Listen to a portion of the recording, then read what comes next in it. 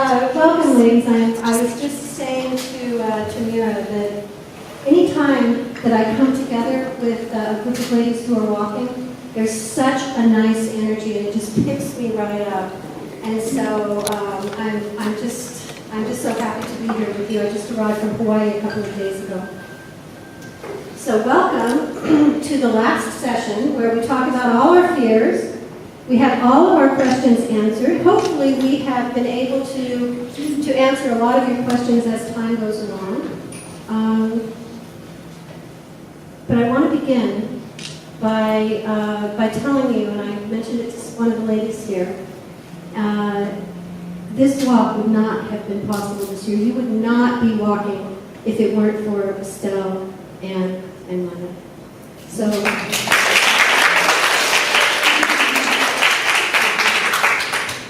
I had to say that at the beginning, otherwise I'd get all choked up and I'll start crying and babbling and everything. So I'm going to start with just a brief explanation, because everyone likes to know, why did I do this? And how did I come to live in Hawaii now, particularly, and create this walk? I came to UAE about 8 years ago, and I thought, because I had lived in Morocco, in a Muslim country, I thought I was Miss Smarty Pants and I knew everything. And I realized when I came here that it was a very different place, a very special place, very different place, and I needed to learn. So this walk grew out of curiosity and a need to understand the culture, a need to understand the heritage, and really a desire to be more connected to the community. So I started doing research. I started reading, which is what I do when I'm curious and when I don't know something, because I don't like not knowing stuff. So that research prompted me to start to write a book, which is not what I do by vocation. I've written one book before, but when I find that when I write, the process of writing serves to create more questions, and then I look for more answers. So the book is now finished. This year marks the year that it's finally finished, and I hope it will be published, and I can give you a copy by the evening ceremony.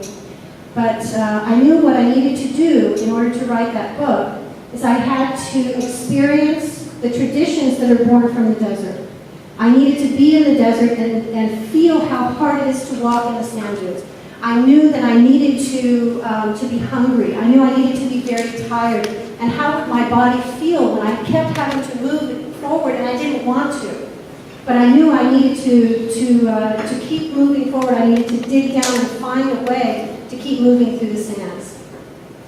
I also know, because I'm a licensed clinical therapist, I know that creating perseverance, creating persistence, is done from the inside out.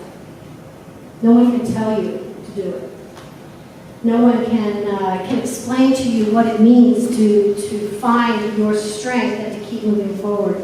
It has to come from you, and it has to come from doing something very difficult. So I saw this trek that was a migratory pattern from WHW to the oasis during the very hot times of the summer, and then they would come back. And when they would come back, many times a lot of the stronger young men would already go forward in order to go to the curling ships. And I realized that these women, pregnant with 3 kids, walking all day, then helping to set up camps, cooking, taking care of the children, the elderly, these were strong women. These were not wimpy ladies. But the Emiratis that I knew were very kind of fancy. And I know that you can be both things. You don't have to be just one thing. You can be very, very feminine, and you can also be very tough. But every time I went back to the United States and the people would ask me about the Emirati women, I thought, wow, you have a completely strange idea about these ladies. And so I started to become an ambassador for the women of the UAE, just by virtue of trying to explain explain to them the strength and how well educated they were and how interesting and how they were taking major governmental positions and all of that. So I went to Oman with another group in Oman just to see if I could do it, walk in the sand. And I was as fearful as you are tonight, I'm sure. I was anxious, I was doubting myself. I didn't want to be the straggler, I didn't want to be the one who, I didn't want to embarrass myself. I didn't want to hold anyone back, and I wanted to finish. And so once I decided that I could do it, I set about trying to create something for other women. This was the year that I met Medora. So she's kind of been my ambassador since the very beginning. Oh, love that picture. So this is kind of what I'm talking about. I know that when you add strength over endurance and you multiply that by perseverance, these are the characteristics of very successful people. I've done these alternate women's programs and wellness programs for women for a very, very long time. I tried very hard to do programs where ladies could find their own strength and not get to the point where they had to make the dreaded phone call for marriage or family therapy with me. So, got to move back on camera. Thank you. So, I also found, and I know this to be true, that any time you put women together and you have a project or you have something that they need to come together in order to facilitate, women can get it done. They can do anything. And so I have found over the years that as this, I love this saying, if you want to go fast, go alone. If you want to go far and get something done, do it as a team. So this is an individual effort. It's very personal. It's very personal. You really have to find your way, but it's done within a team. So my expectation, my hope for all of you is that you come outside of yourself, and I will see each of you helping each other and creating this kind of bond and teamwork. If you're feeling tired, the lady 5 steps back might be feeling even more tired. Encourage her. If you're feeling thirsty, ask your buddy how much they've had to drink. If you're feeling discouraged, ask for help. Tell people, oh, my hips are hurting, I can't move. Dance with me. give me a little something, you know, keep me going. This is truly the spirit of Miles giving me stink eye. This is truly the spirit of the walk. That you reach out, that you help each other. And everyone knows, in the world of therapy, we know that if we have a depressed patient, we need to get them helping other people and going outside of themselves to touch other people and to help other people. And it actually helps us more than it helps the people that we're assisting. So, I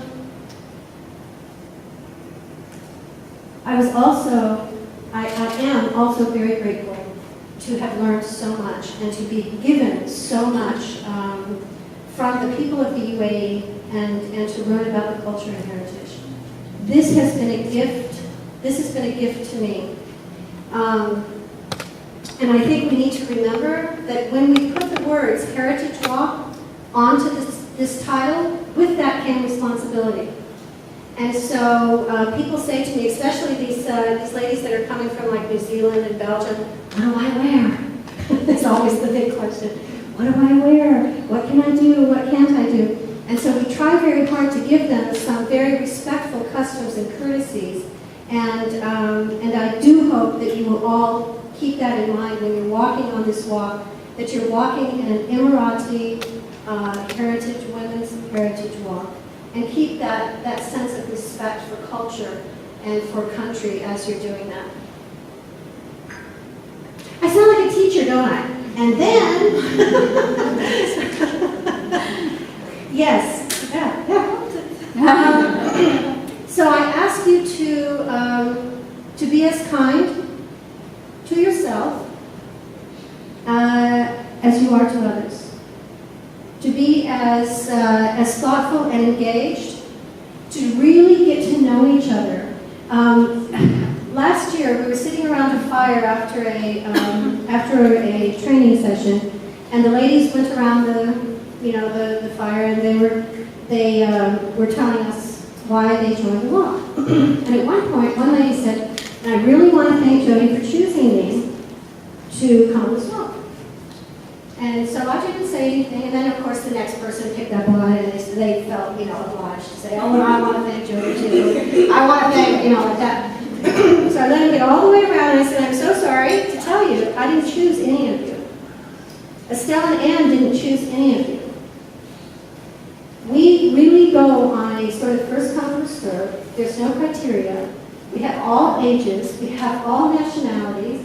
We choose. We allow women to self-select, because what I want is for us to be so diverse and so different that we can really step out of our comfort zone, even with each other, and find something very special and very wonderful about each other. And you always will. You always will. If you spend enough time with anyone, you will find some way that you connect with them and some similarity. So please take that with her. So my partner from 5 years ago, from 5 walks ago, Badur, is our ambassador, and she's going to talk a little bit about the year of Zayed and some of her experiences. That's what you want to say. Other slides or? One slide. Okay. Hello everyone. I'm Mimi. I'm a very proud walker. I've been walking since, when did we start? Since Oman. So I've done 400 kilometers so far. So I wish you enjoyed, you are joining. So we will mark another 100 kilometers plus together, inshallah. So I was asked to speak about the year of Zayed. Who was here before 2005 in this country? Quite a few. So you do understand when we say Baba Zayed, you do understand how that feels to us, what it means to us. So, it's still, by the way, I still tear up when I talk about Baba Zayed. For us when we were young, it was always this father figure who started the country, but actually wanted each one of us locals to benefit, each one of us locals to be happy, to live a life that none of our ancestors lived, as in live a really comfortable life.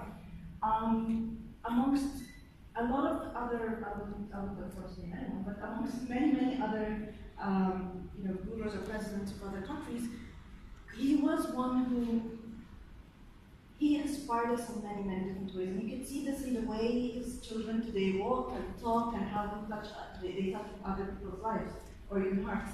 So in 2005 when he did pass away, it was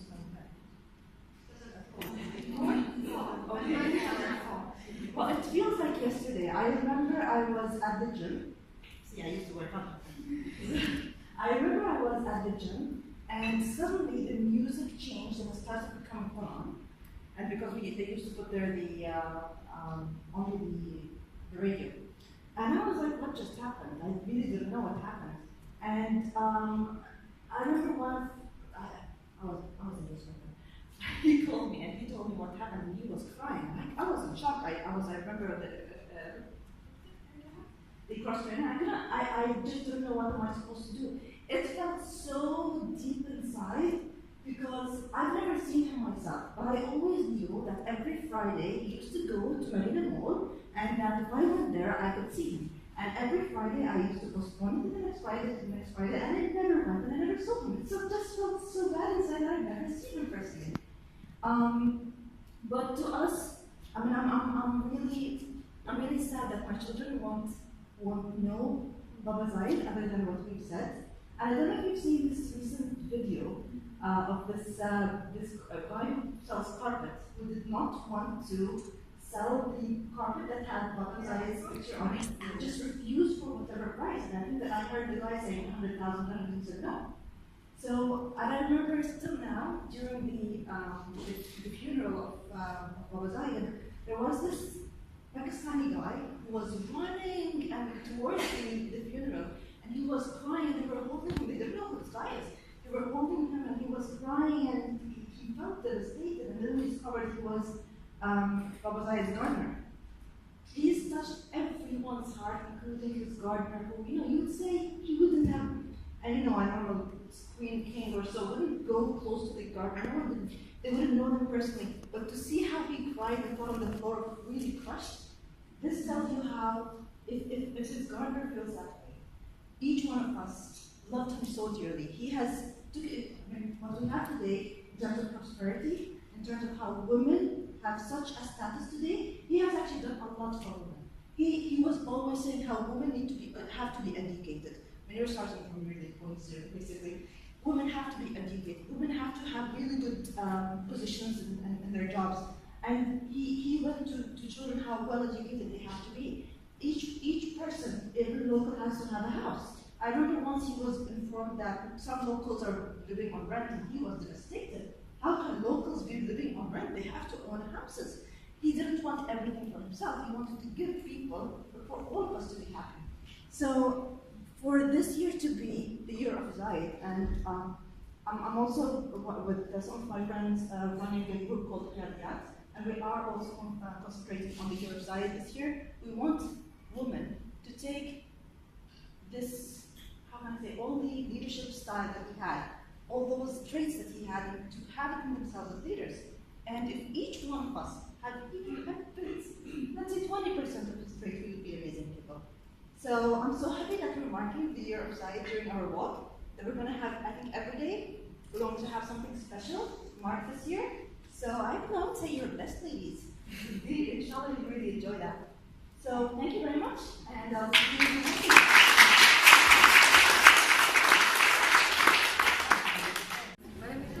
Anne and Estelle.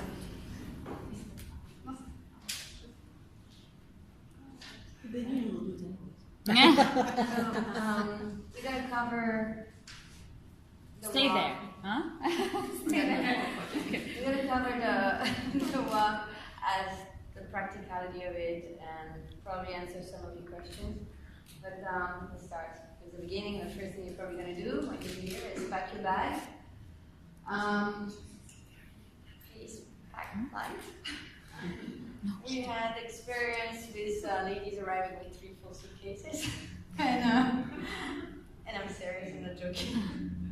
So please stick to one duffel bag. I know some of you were able to get duffel bags for me.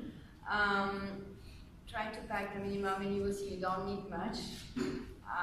Just change of clothes daily, but take what you're comfy with, basically. And then your sleeping attire, which is your sleeping mattress, your sleeping bag, a pillow, a little pillow, and obviously I would say wipes, Whatever's on your kit list. whatever's on the kit. You want to add to the packing? The previous years I bought from Carrefour like little tablets, and they are actually towels. So if you put just a drop of water, they will expand. So that's something really nice to take with you. I will post it on the WhatsApp group. I will post a picture. So that's something really nice to take with you. At night it's really cold. So if you have, I even take my little jacket with me. When you are around the fire, it's something you will, after a day of effort, usually when you're tired, you feel even more cold. So,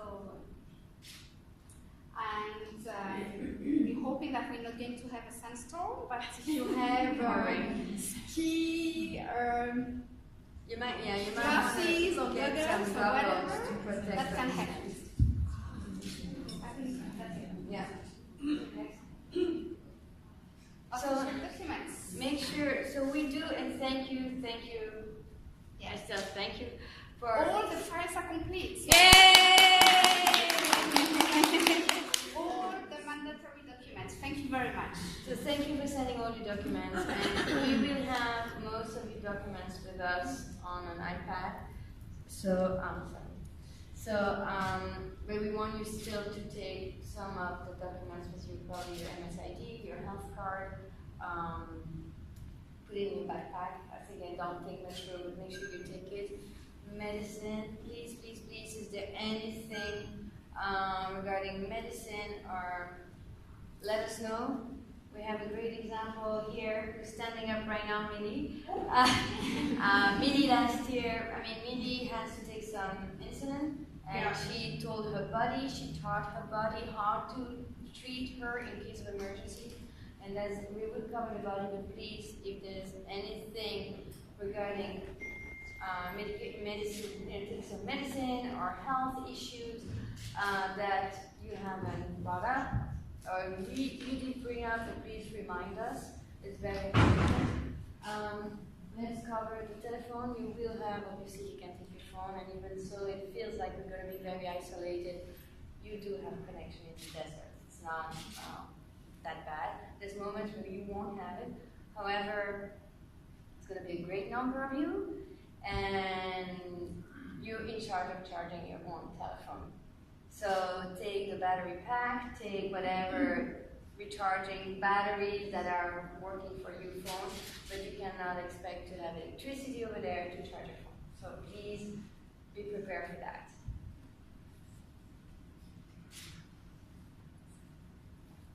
So to go back to the health and telling your body how to help you, we will have an ambulance on board. The ambulance is not going to be visible all the time. The ambulance will be with us from 5 a.m. to 5 p.m.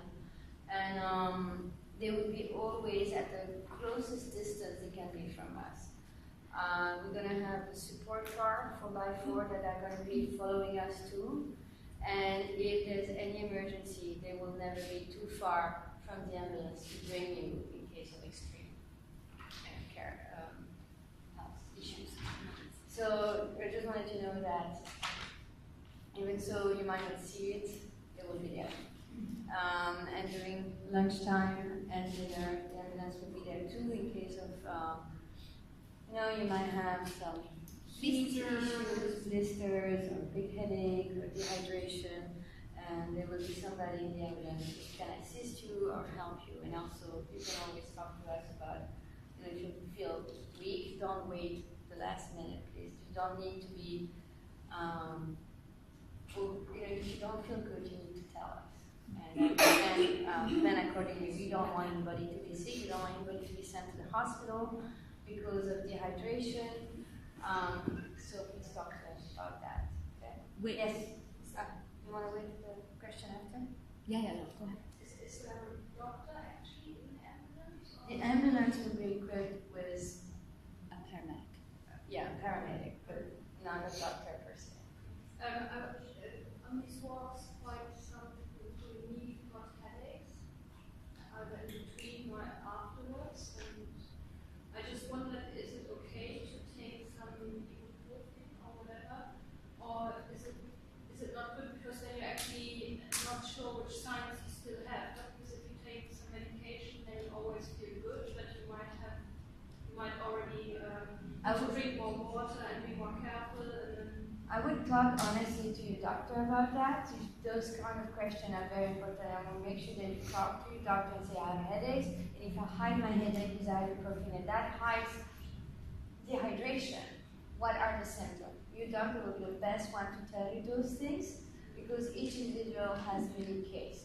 And I would love to be a doctor, but I'm not a doctor. So please, if you have those questions, the paramedic will be able to answer to you at those moments. But if you know you're predisposed to those, headache or any other, please talk to your doctor and say, I'm going to walk, I'm going to have that, I cramp very easily. What do you recommend that I do to prevent? Because you really don't want to be hit with a big headache there.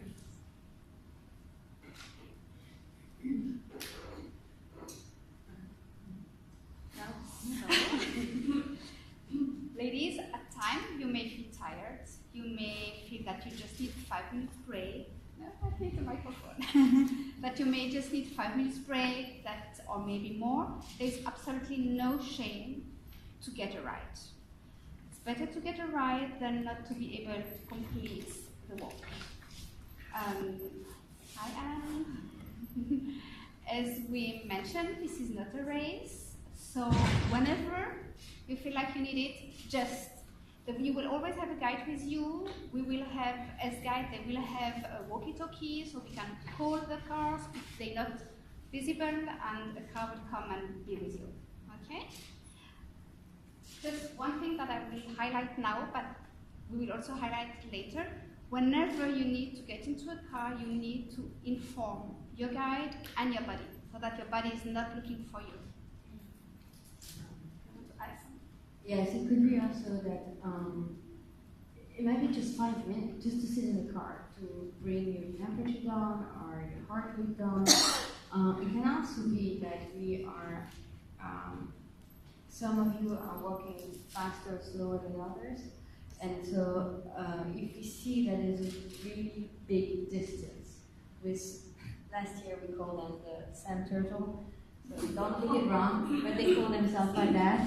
Everyone was jealous of that group, by the way. Yeah, They had the most fun. like dancing, and maybe the reason why they were behind.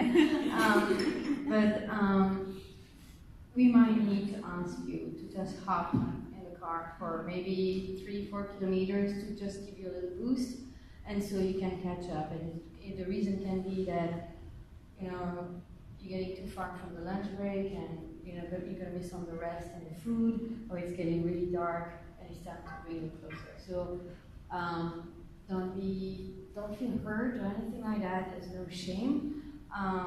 It's just the logistic part of it. If we ask you, please, just give you a boost, and that's okay. So that's so.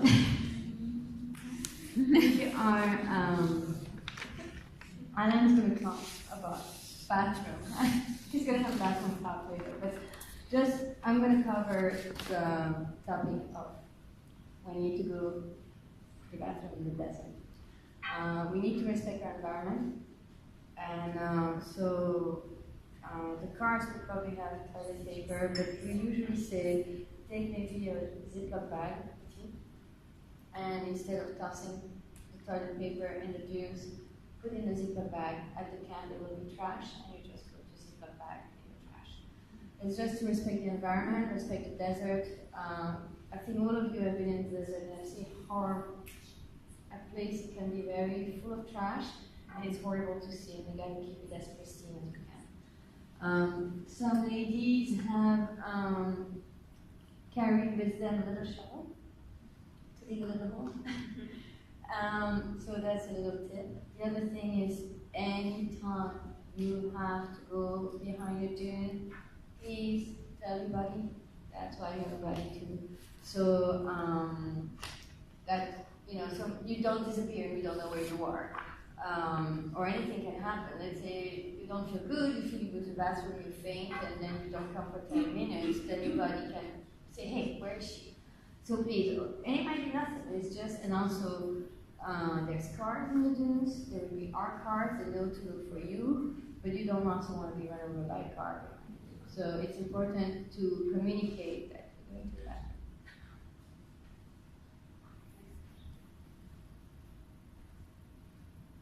That's your favorite. Can I ask a question on the one before? Sorry. Say it again? Can I ask a question on the point before that? Yes. Like if I need to go behind the dunes, do I have to wait for the brakes, or can it be even? No, you go and you go. So it's fine, even if I'm always walking and I'm part of a Yes. bathroom, it's still like. But Yes. your buddy has to wait for you. But your Buddy buddy has has to to wait wait, for and then you catch up. I mean, it's not going to take 15 minutes. No, but.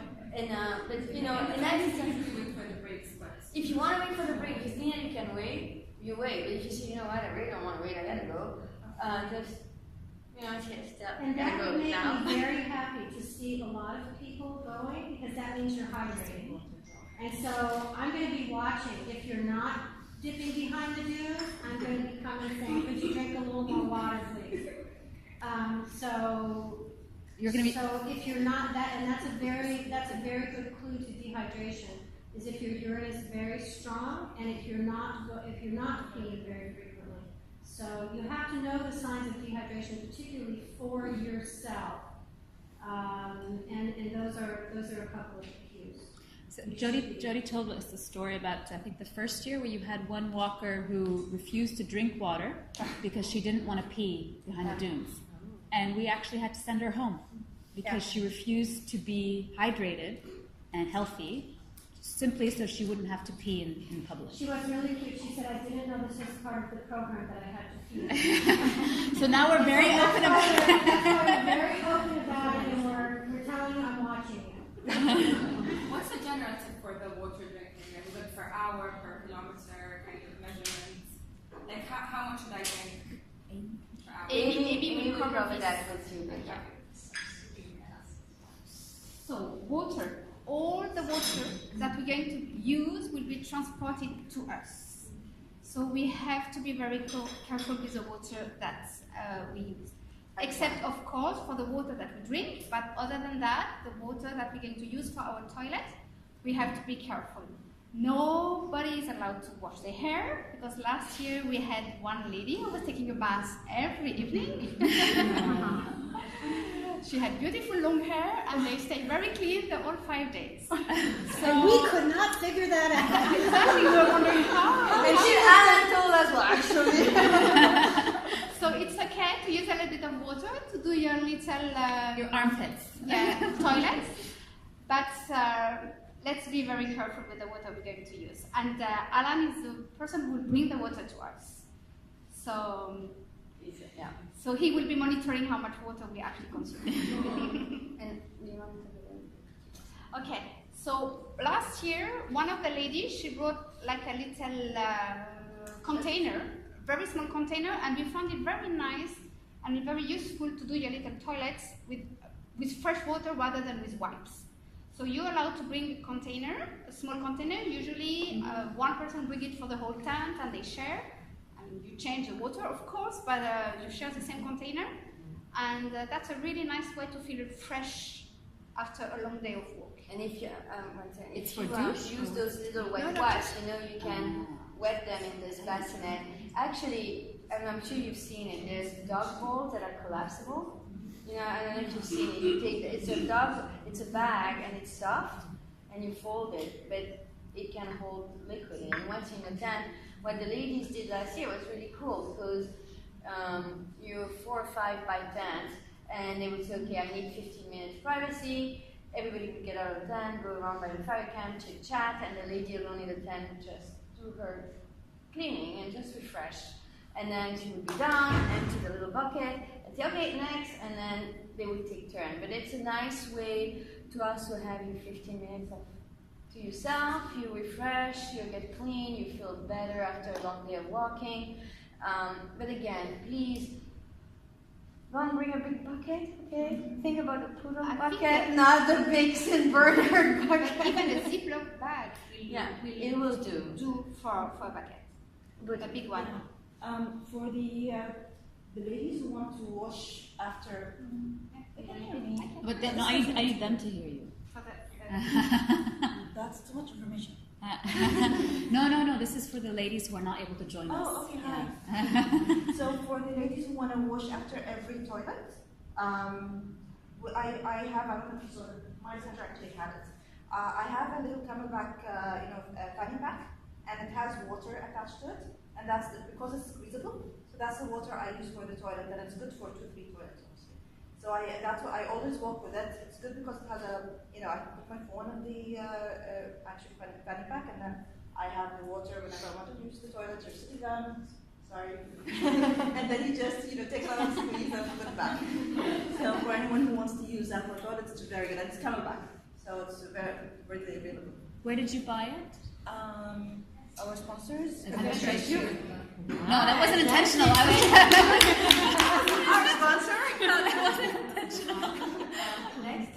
I actually forgot their names. So, please, your feet are going to be your best friend. Outside your body and us. So please take good care of your feet. Maybe take a pair of socks extra in your little backpack to change if you get sweaty feet, to change your socks because your sweaty feet create blisters.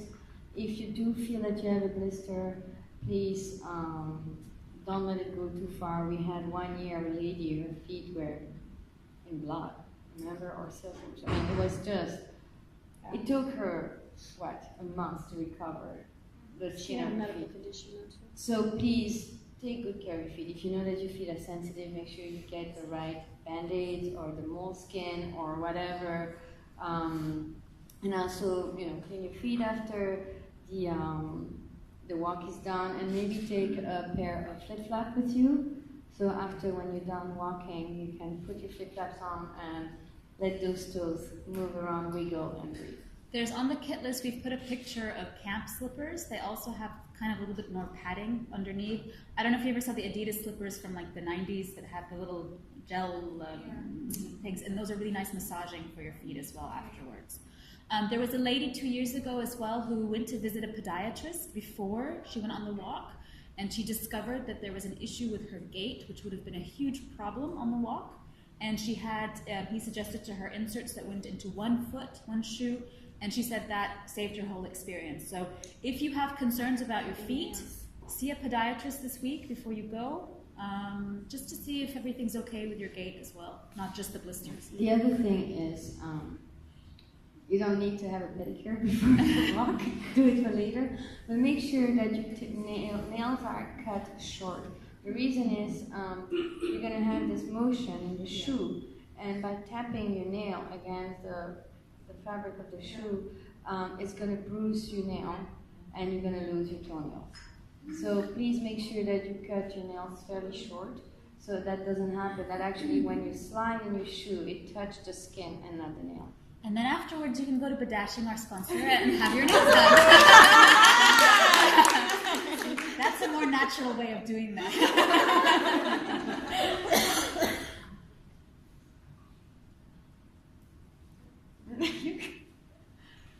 So, for your safety, please, there's a reason why we have guides. They're over there, beautiful table over there, UAE trackers. They've done this walk before. They know the drill, they know the deal, they know the rules. Don't go ahead of them, please. Let them lead you. We're not the leaders. Okay? So it's very important for your safety, for your security. They know why they need to slow down, because it's a long walk. And please listen to the cue, listen to them. The beautiful ladies, they have a beautiful heart. And if they tell you to follow a certain pace, a certain rhythm, they have the reason, and trust them. Trust us. They are there because we believe in them and we trust them. So please, ladies, do the same.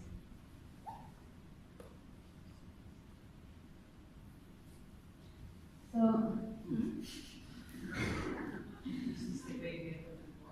say it again? You said the way we are supposed to walk. The first day, and then Actually, you better have it in a bun or something. Wear shit. this is more, we're all here to help each other. We're all here to support each other, and as similar, we're also very different. But you'd be surprised that maybe the person you think is the most far away from you can be your best friend. So every brownie needs blondie. It's an empowerment of us, and it's also the reason why you have your buddy. You will see we're going to come out of this walk with amazing friendship. I've done it. I was part of the first walk. I was part of the walk last year. I still did the second walk, and we're doing this one together. And every year, the person that you think you're not going to get close to is going to be the person you're going to be closest to.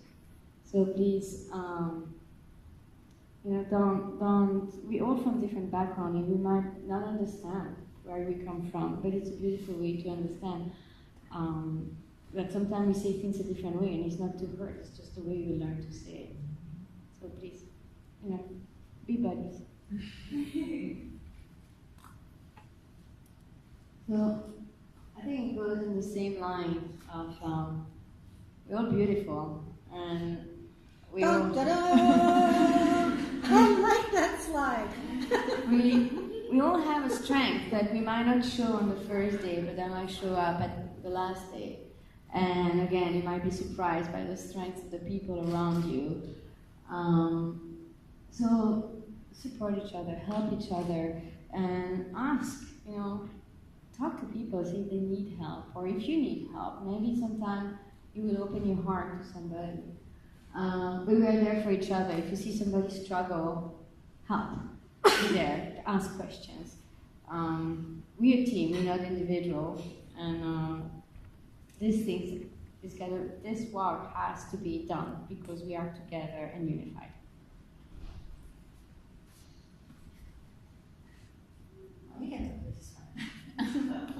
Silence. I mean, you've been walking to now and you've noticed that the desert is just a beautiful place. It's nice when we talk to each other, but it's also nice when we just listen. And some days, or maybe some hours, you will want to chit-chat with the other ladies. Sometimes you will just want to walk alone. So actually we will put together a ribbon, which is called a silent ribbon, that you can put on your backpack, on your camelback, and whenever you have that silent ribbon on, the others will know that you just want to be alone. Doesn't mean that you're mad or you're sad, but you just want to be with your own thoughts and your own reflection. So feel free to wear that silent ribbon whenever you want, okay?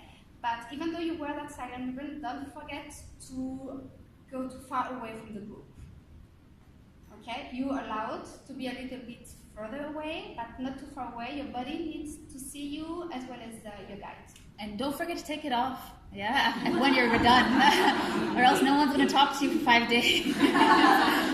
Well, the ribbon doesn't mean that you get to walk alone, and you can walk in the group and be part of the group. It's just that you just don't want to hear the noise. And we heard a question about, can we have a little speaker and play music loud?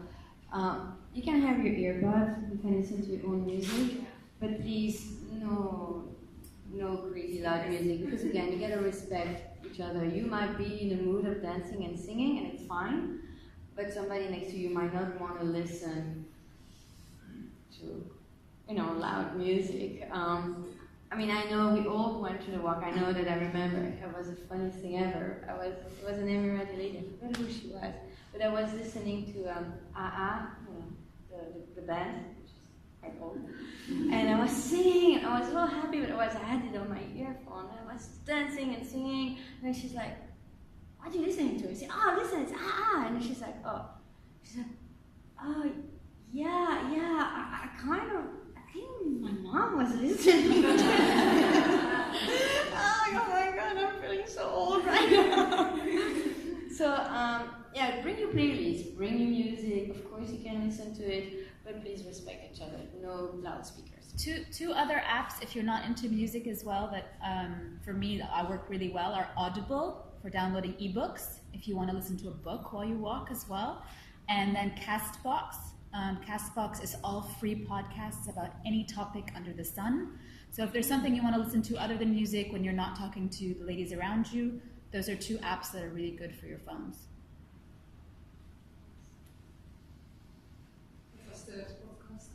Sorry, so Audible, Audible, and the second one is Castbox. Yeah. Or iTunes if you have an iPhone. iTunes has podcasts too. So I think we've covered this topic already a few times, but we really, really want to emphasize it. Please, this is not a race. So take your time, walk, enjoy, take the time to discover the people in your team, to enjoy the environment. Last year I worked with the Sand Turtles, and as Maya mentioned it, it's compared to the year before, I really enjoyed the desert, because I really took the time to stop and to look at the desert, and it was magical. So if you just run, if you walk and you don't take the time, you're going to miss out something.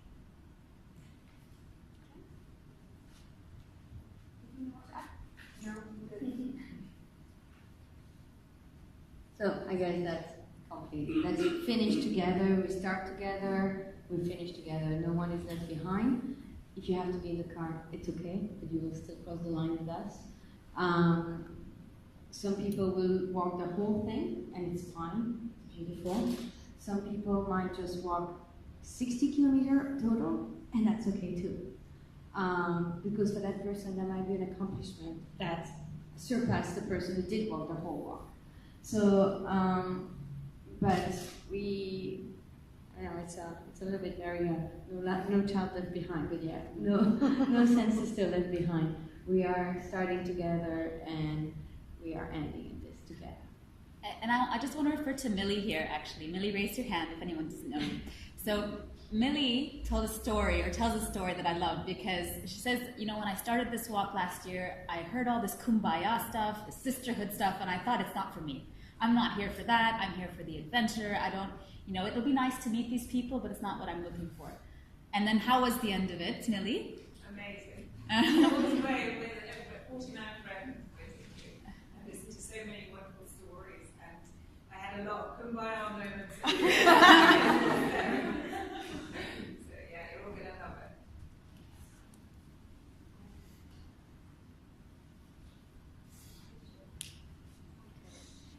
So this slide, I will just tell you an anecdote which happened the year I walked, 2 years ago. That was a really long day because we had, the first day we walked, the second and third day there was a storm, so we couldn't walk. And the fourth day we had to catch up quite a lot. So that day I think we covered about 30 kilometers and I was exhausted. And really I was drained, I was just in tears. And I was walking and one of the ladies just came by to me, didn't say a word, but just started to talk about her grandparents, about her kids, I mean, just to change my mind, so that I was not realizing anymore that I was walking. And this walker was really a fast walker, Benedict, and she could have easily been the first one at the camp, and she just stayed back with me. And that's one of the most beautiful stories. So, ask for help. That time I didn't ask for the help, but she noticed that I needed help. If you are with someone who maybe doesn't notice that you need help, don't be afraid to ask for help, okay?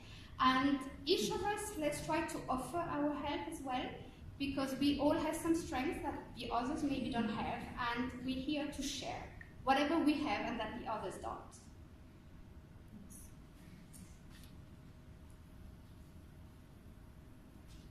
So, this is for us. It's a law. We're not perfect. The team, we're really trying to give you all the best of what we have, the best that we can give you, but we might fail in some way or others, or we might not just do it, give you what you expect. And it's okay, but then tell us. Tell us that, you know what, there's something that doesn't work for you, but if you communicate with us and bring it with an open mind, then we can fix it. Then we can make it better. But if it starts spreading rumors, if it starts gossiping, if it starts backstabbing, then we can fix it like anything. And it's going to create bad vibes. And so, you know, we're going to be kind to you. Be kind to us too. And, you know, if it says, you know, coffee is served at 5 o'clock, but it's at 5:10, please forgive us. You'll have your coffee, but it'll be 10 minutes later.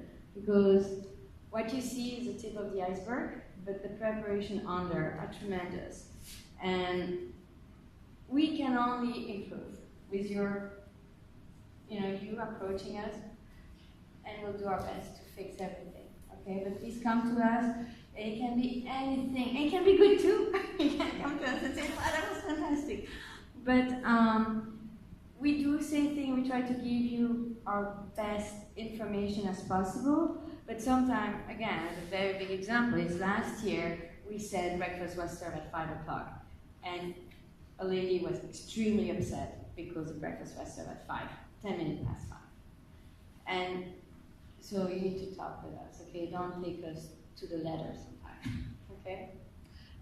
Sorry, I don't want to interrupt, but one of the things I love about this project and working on this project is that people say when you bring women together, there are so many negative stereotypes about it, that we backstab, that we gossip, that we do all those negative things, and that, you know, even in the workplace, women don't like working with each other, they prefer working with a man, because it's just easier.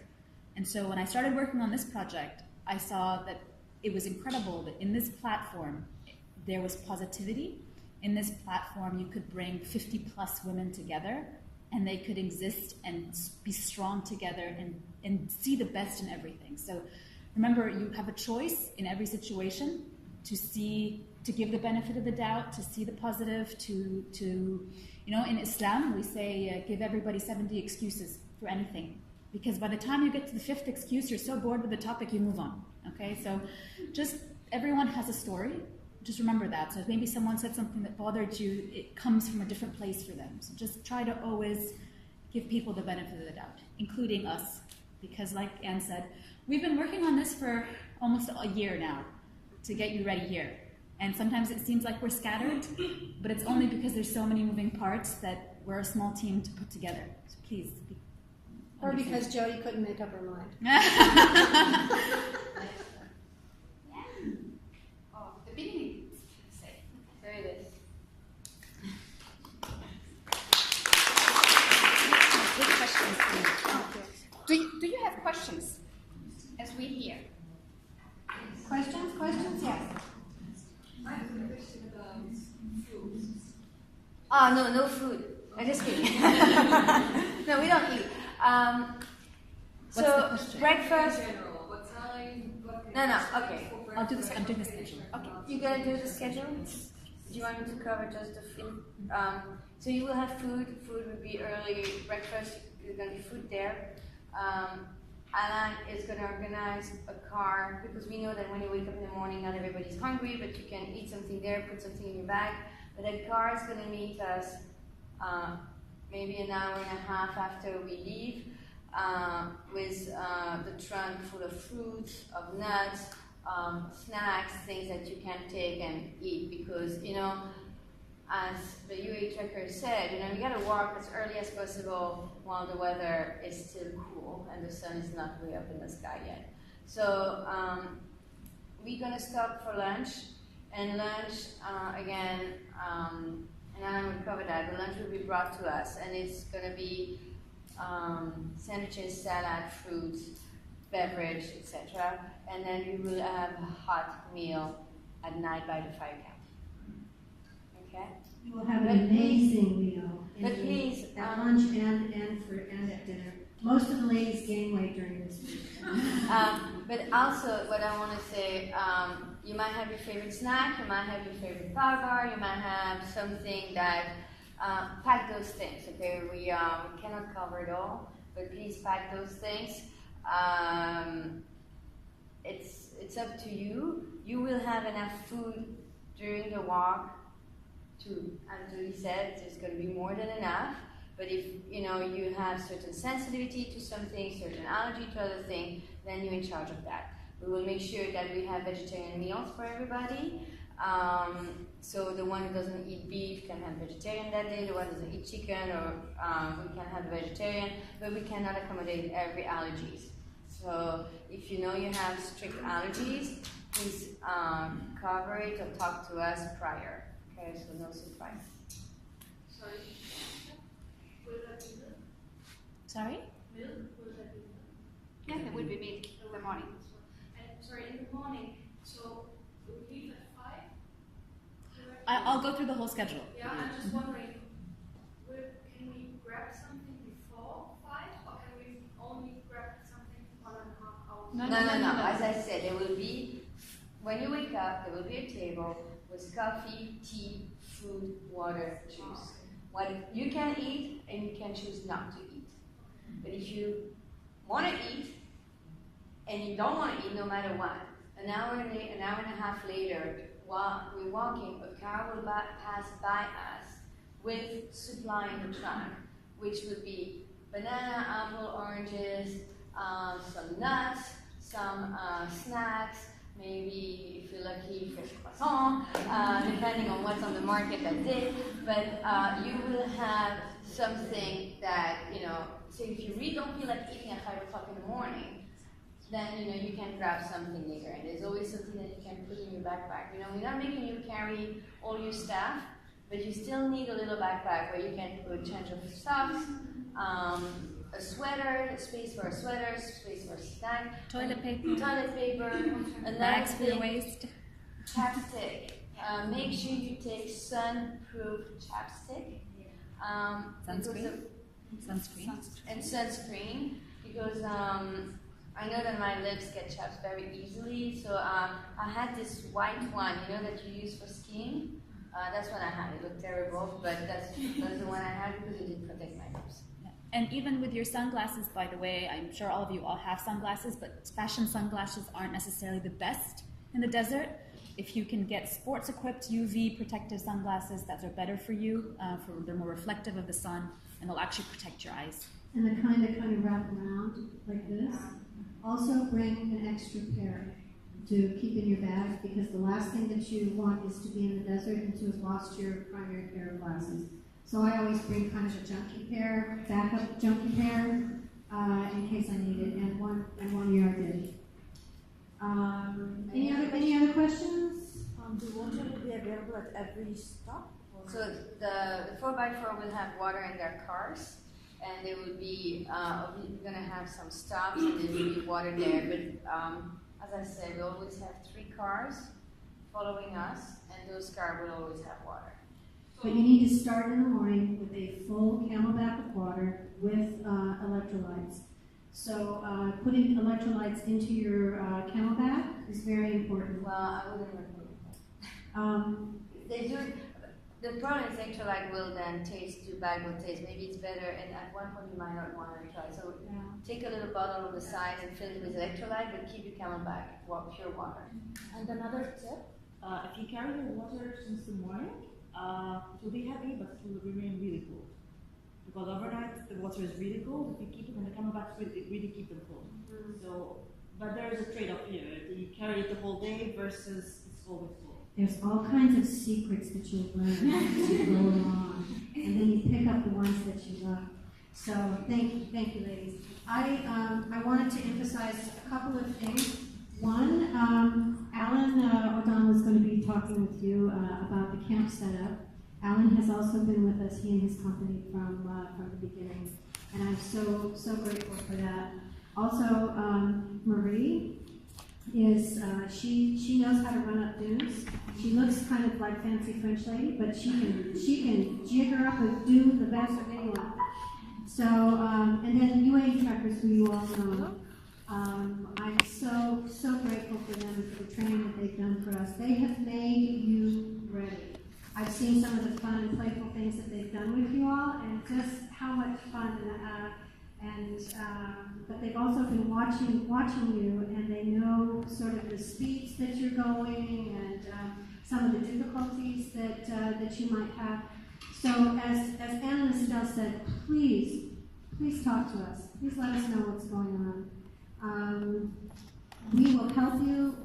That's our job, and our job is to keep you safe. And so when they talk about no one goes in front, Anne was very nice. She said, please, don't go in front of the UA truckers. I'm not so nice. I will say, you will not go in front of your guides. Because if you do, then I will come and get you and probably put you in the truck. My son, when he was 3 years old, he told me he was in charge of himself. In this walk, please try to remember that if you are dehydrated, you may not be thinking straight. If someone comes to you and says, you look wonky, please go in the truck. It's time for you to go in the truck. Go in the truck. That's going to be the progression. And when they say you need to go in the truck, you need to go in the truck. We are responsible for your safety. So please understand that, and if you can't live with that, then maybe you can't come. Because you have to understand, I had a lady very intelligent, very super fit, did triathlons. She came out, she wasn't really ready. She was wearing some clothes and some shoes that weren't correct. She wasn't drinking enough water. And by about 2 o'clock in the afternoon, I looked at her and she just wasn't tracking. You know, she just wasn't tracking. And I finally had to say, you have to get in the truck. She goes, no, I won't. I have come to walk every step of this 125 kilometers. I'm proud. I'm so proud of myself. I'm so proud of my training. And I said, you have to get in the truck. You have to get in the truck. You're not tracking. And she finally looked at me. I said, I'm telling you for your own good. And she got in. She stayed in for about 40 minutes. She drank some water. She got back out. And she said, I really wasn't doing well. But she was so determined.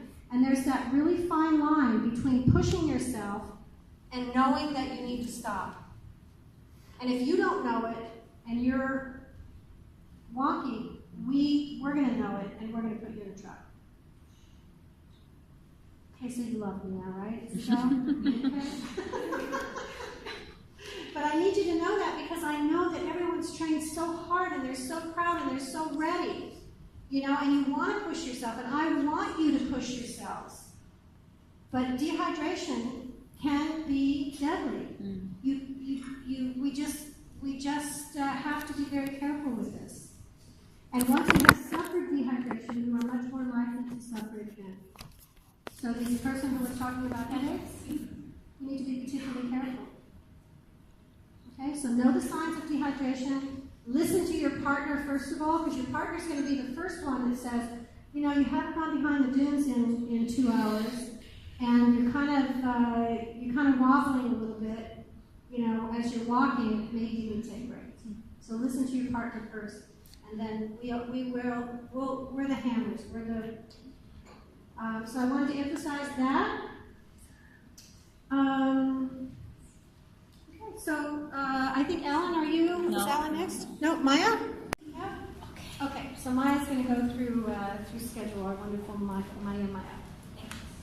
Thank you. I put a picture of myself and my teammate Livy, who I think some of you might at the photo shoot who couldn't be here today. She's also integral and she's a big part of this team as well. So that's why she's up there too. What I'll be taking you through today is just going to be the daily schedule and ask as many questions as you want. I'll answer them for you. You will get a copy of this presentation, so don't worry, you will have this for you. And also what the kind of cultural activities that we've worked very hard to put together for you.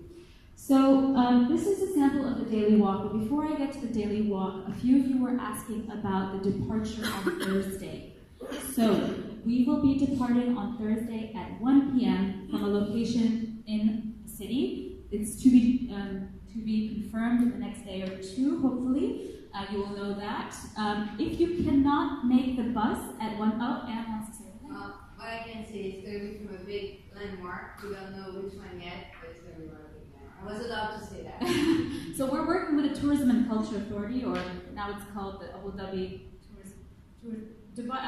they changed their name recently, so, but they're helping us a lot, and they want to make the walk as authentic as possible, so they're looking for even the launching point to be a very cultural point for us.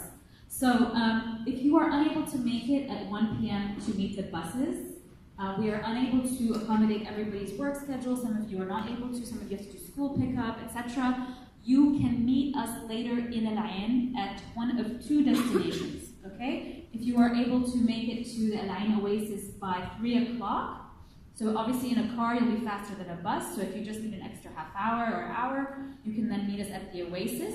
We will be at the Oasis from 3 to 4 p.m. there, doing that tour, so if you can be there by 4 p.m., or then you will meet us directly at Al Badar Resort, if you are unable to make it to the El Ain Oasis. So we had people do that last year, we had people carpool. The only thing there is I would tell you do not take your own cars, because you're going to be leaving your own cars in the Lion and you're going to end up in Abu Dhabi. Yeah, so remember that. People had drivers, they booked cars, they booked taxis if they couldn't make it on the bus. Just remember you're not going to go back to the point where you leave your car or you're dropped off. Okay, so this is a sample day. And I don't know if 4:30 a.m. is an hour many of you see, but for 5 days straight you will be seeing it quite often, because you'll be getting a wake-up call at 4:30 a.m. The weather is still quite cool in the morning, and we want to take advantage of that, as we've said multiple times. So please don't be like my daughter. Don't give us trouble to get out of bed. Please know that we will have breakfast, a light breakfast as mentioned. There will be breakfast available at the campsite, and you'll be responsible to have your breakfast, pack your bags, fill your water, so that as soon as the ladies who pray are finished praying, which should be by 5:30 a.m., we will hit the road. Okay? So just make sure that you have an hour between the time we wake you up to the time we go to do everything you need to do, to go to the bathroom, to get your breakfast taken in, to pack your bags if you want to pack your bags the night before.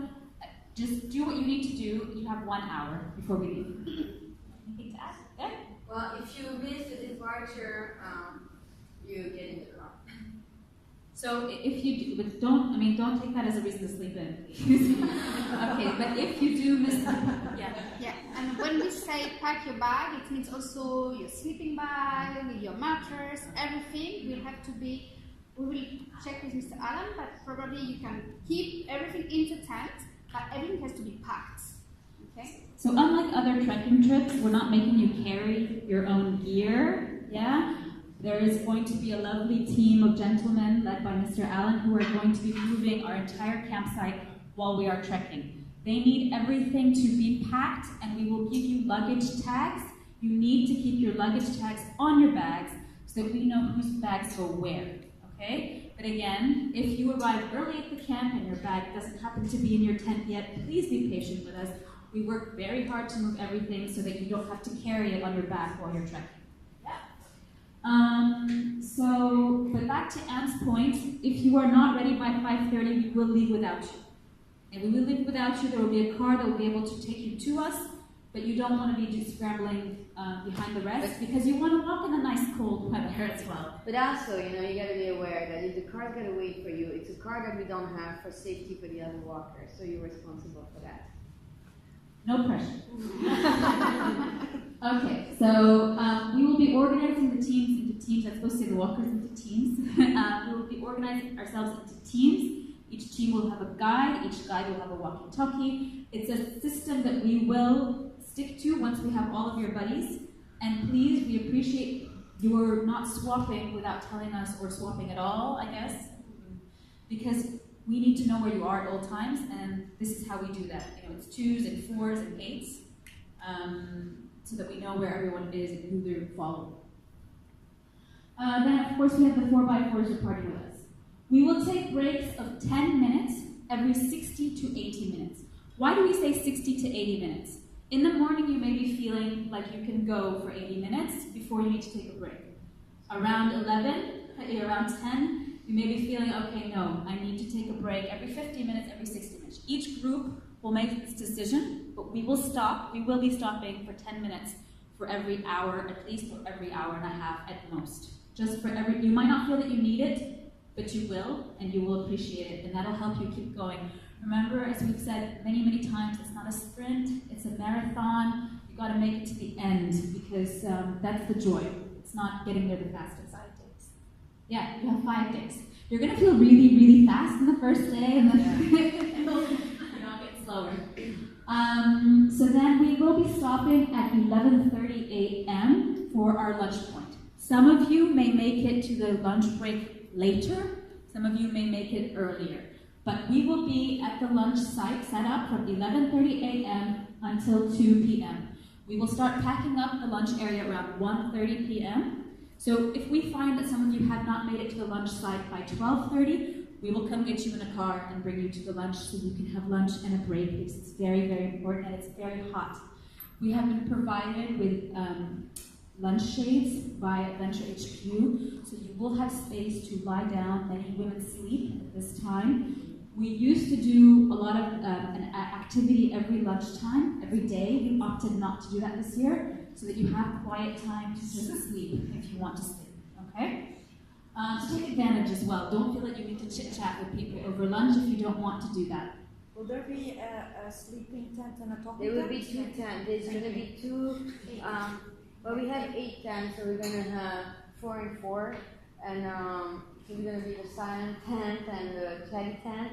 Some really want to take a nap, some really want to chat and not sleepy.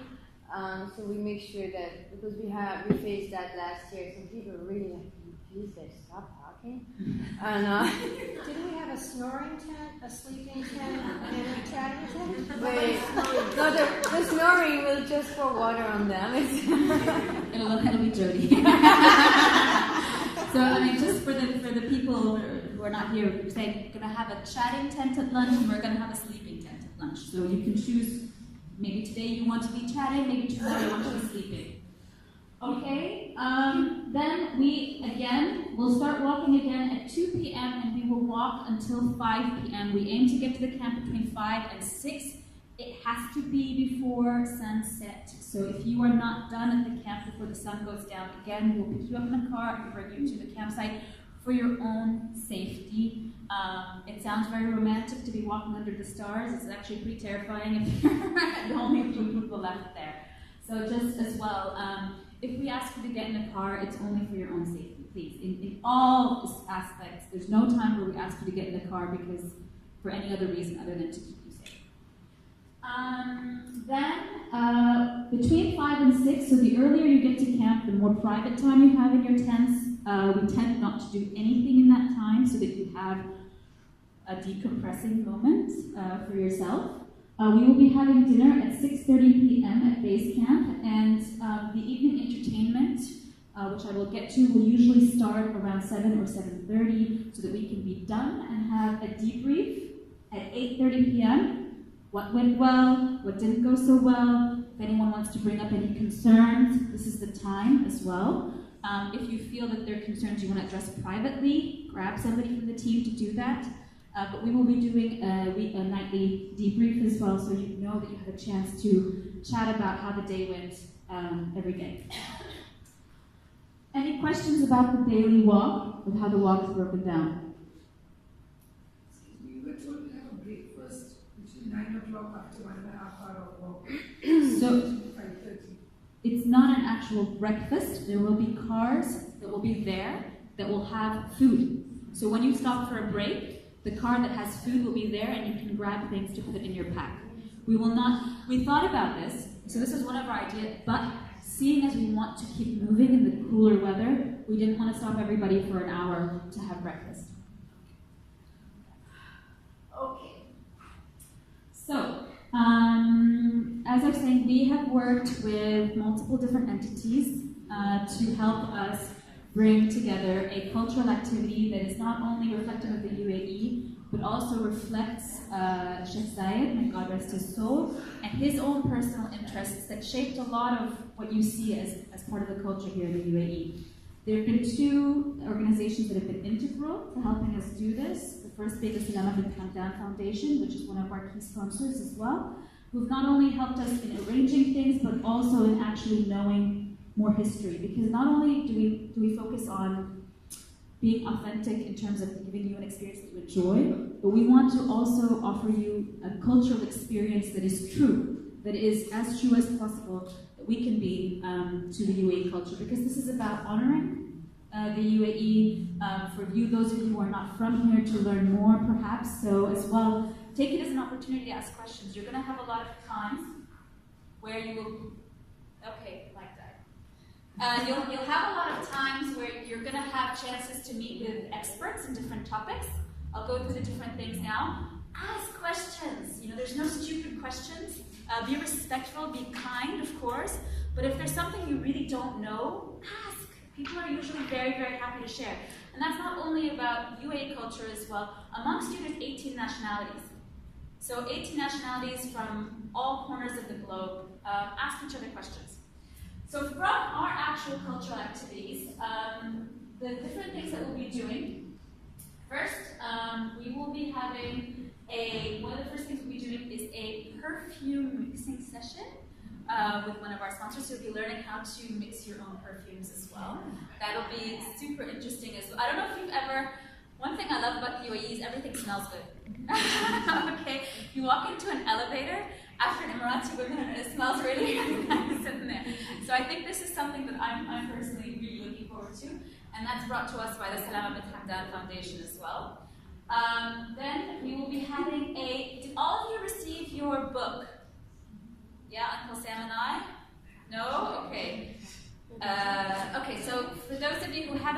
your book, please speak to Estelle. No, So, Jody, she's the one who has them now. or Jody. What's the look on your Do you face? have them? You have all of them? Yes. All of that's in that box? Yes. I should have brought that tonight. No, but I think only Bodro doesn't have one. Okay, so we will be. So one of, unfortunately, Miss Esma couldn't be here today. She is a partner in the Women's Heritage Walk as well, but she's also the founder of Al Multaqa Literary Salon, which is a literary salon that has been around for nearly 20 years now. They meet 2 times a month. They read 2 books every month. This group of women, which is incredible. So Esma leads this group, and she is going to be bringing her book club out to the desert to meet all of you to discuss this book. So And not so- only you read the book, but those ladies have read the book too. Yeah. And it's also March is the month of Yeah. reading. So March is the month of reading as well. Shahzad himself was very, very adamant, as Bujur said, about having an educated community, having an educated country. So reading is a huge part. To have an entire month of reading, it's a huge part that we do. The book fairs here are very big as well. So reading is really, really integral. Which day? Second day or? Saturday. I won't share dates. I just at the want to know how moment. dirty will I be when I see those women I know. It's not too late in the morning. But we're all, I think it's wise that we're doing the perfume on the first night because we're all going to have I just thought that. Maybe it should have been the last night. I don't know. Because you're going to meet your families afterwards. And the facilitator who is going to do the perfume mixing, she's like, I know you guys are going to be out in the desert. I'm going to get you special musk to protect your skin so you stand better later. I only learned about Bakhur properly last year in the walk when I saw Budur taking Bakhur and doing her hair. Okay, I don't know if you guys, do you know what Bakhur is for those of you who don't have? Okay, so Burning. the smoke, the scent, the incense that you see smoking in the malls, the women actually use it in their hair to keep their hair smelling nice. So we have one that we pass around the campfire in the evening. You can use it for your hair, for your clothes, etc. It keeps them smelling fresh. You'll have it this year, so I don't need to get it. Yeah. No, you need to get it. No, yours. That's your Speciality? yes. Okay. Bring the thing. I'll bring the That I made it. No, she's take care of You it. take care of it? Okay, good. All right, then we will be having as well an evening of music and poetry. So as well, Shahzad had a huge love of poetry, wrote a lot of poetry actually. There's entire concerts that have been shaped around his poetry with the oud. So you'll be enjoying an evening of oud under the stars, which will be really nice at the end of a long day as well. But by the way, none of these activities are too long. Let me just say this right now. We try to keep everything within an hour so that you can get rest. Because we know that as much as you want to pay attention to people for 2 or 3 hours, you just want to hit your bed. So all of these activities have been scheduled around maximum an hour. Then we will be having an evening of learning how to make qahwa. Okay, so an activity in which you learn how to make and appreciate the art of Arabic coffee and its importance in the UAE culture, because it's not just a drink, it's actually a symbol of community, it's a symbol of hospitality. There's a lot of things that I didn't know about the whole, I would say, ceremony of it, and as well there's a whole culture around how it is and how you receive it. It's never a full cup, it's only a half cup, and you're always supposed to take a second, so you'll learn all these things. So the next time you're at a hotel and they offer you a cup of qahwa, you'll know exactly what to do. And then hopefully, we will also be having an astronomer come out and teach us about the stars, because the stars out in the desert are stunning. So that one is to be confirmed. I wanted to share it because it's just such a beautiful thing, but it's still to be confirmed. Oh, and it's going to be actually zero moon then, right? Oh. So you have to see the stars really well. I think it's full moon, right? Yeah, it's going to be zero moon, so that's going to be amazing. Okay. And the falcons. And finally, something very, very essential to the UAE culture is falconry. We will be having a falcon display. It won't be in the evening. It will be during the daytime one day. It's not confirmed at the moment when, but you will be getting a demonstration by one of the UAE's top falconers. So very, very cool. If you're brave, you'll get to hold one. So be brave. And overall as well, I also want to reiterate that we launch on International Day of Women. So International Women's Day is the 8th as well. So yes, we're doing a huge focus on culture and heritage, but also the global aspect of bringing all you women together is not an accident. So let's celebrate being sisters, being women, and come together. Do you have any questions about the activities? No? Cool. Okay. I will pass on to Mr. O'Donnell.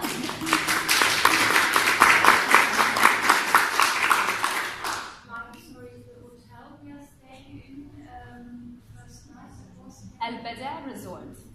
So we will send you as well the GPS location in case you want to send that on to anyone else, just for that hotel. For the hotel. He doesn't like tourists. I don't know decide. Oh, Okay, I'll just be quite quick. As it says, Alan O'Donnell, we've been involved in the walk since the start. So let us take you through the reality of the walk. It's fantastic, you'll have a fantastic time, but you are in the desert. I always imagine what it would be like 100 years ago. So think about that when you're looking at the comforts of life in the desert. So I'll take you through food, because I think that's a pretty emotional thing to start with. So I don't think last year, and people were on it, Amy, etc., the food is pretty fantastic for in the desert. When you start getting complaints about flavors of ice cream and things like that, you know you're doing a good job, right? So you will really enjoy the food. We've got some fantastic catering sponsors that are coming in to help us out, ranging from personal kitchens of some of our sponsors right through to some well-known companies that will be bringing out chefs and everything. You will enjoy it. There won't be a problem. But the reality of it is, if you are a picky eater, bring extra food of what you enjoy eating. Right, but there's a wide selection of everything. You'll have no problems. But if you have certain things that float your boat, then bring them with you. So the second thing is we'll talk about toilets. We've already spoke a little bit about toilets. We will have 4 toilets in a small ablution block that are pretty grim. Right? You are in the desert. It is a seated toilet. It is a chair with a hole in the middle that goes into a long drop. Yeah, you are covered so no one will see you. You will walk out, there will be hand sanitizers, soap, etc., etc. Someone who's been on the walk every year so far and said, well, there'll also be a few little mirrors.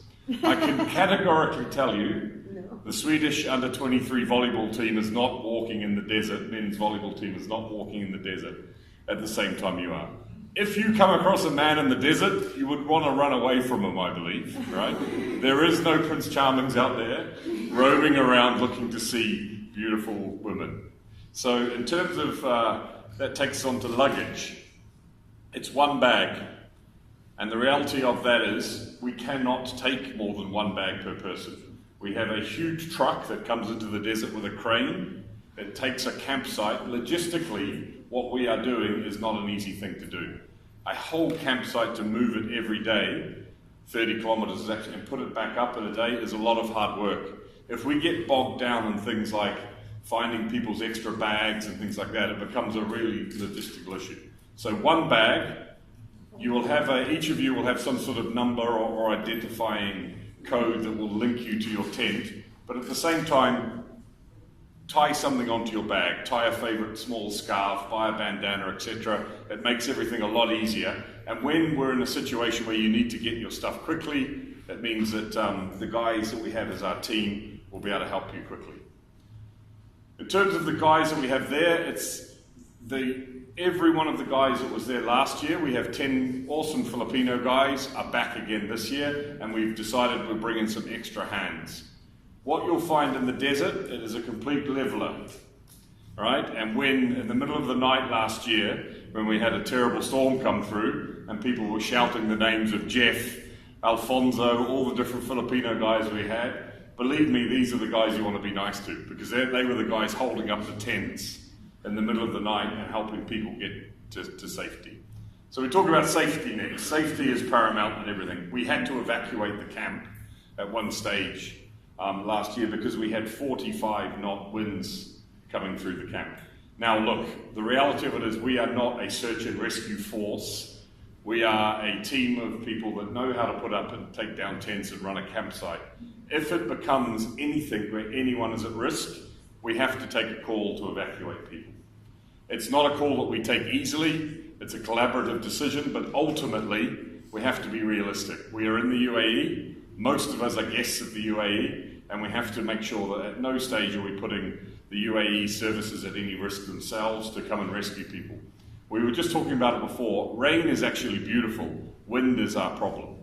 Can I just say that last year we evacuated the 40, how many were last year? 46 women were back home in an hour and a half from the camp. So I just wanted to know that. From an hour away from an hour we come out of that. So, you know, when we tell you time to go in the car, it's time to go in the car.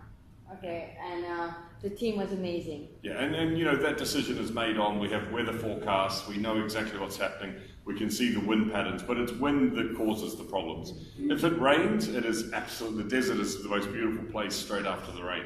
But if the wind comes through, that's when people could walk and get disorientated, and all you need to do is just go off 10, 20 meters and you could lose your group.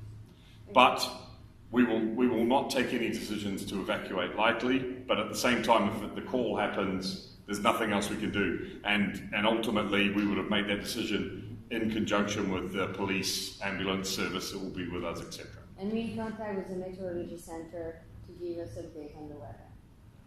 We do have an ambulance that follows us on the road the whole time. We had to use it last year. Unfortunately, it wasn't a huge deal, but again, it was a dehydration case, someone who got sicker and sicker throughout the day, and we had to make the decision to pull the person from the walk.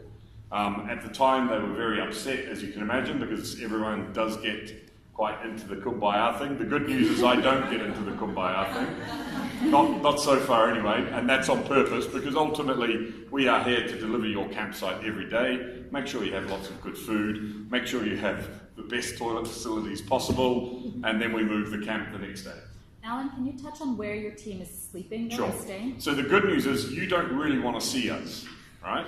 And we whilst we want to see you, we're also up an hour before you guys are up, boiling water, and we're also normally going to bed about an hour after everyone else does. So we don't really want to be in the campsite. I think we were probably in the campsite a little bit too much last year, and we've learned from that. So we are about 50 meters away in our own campsite. 1, to give yourself your privacy.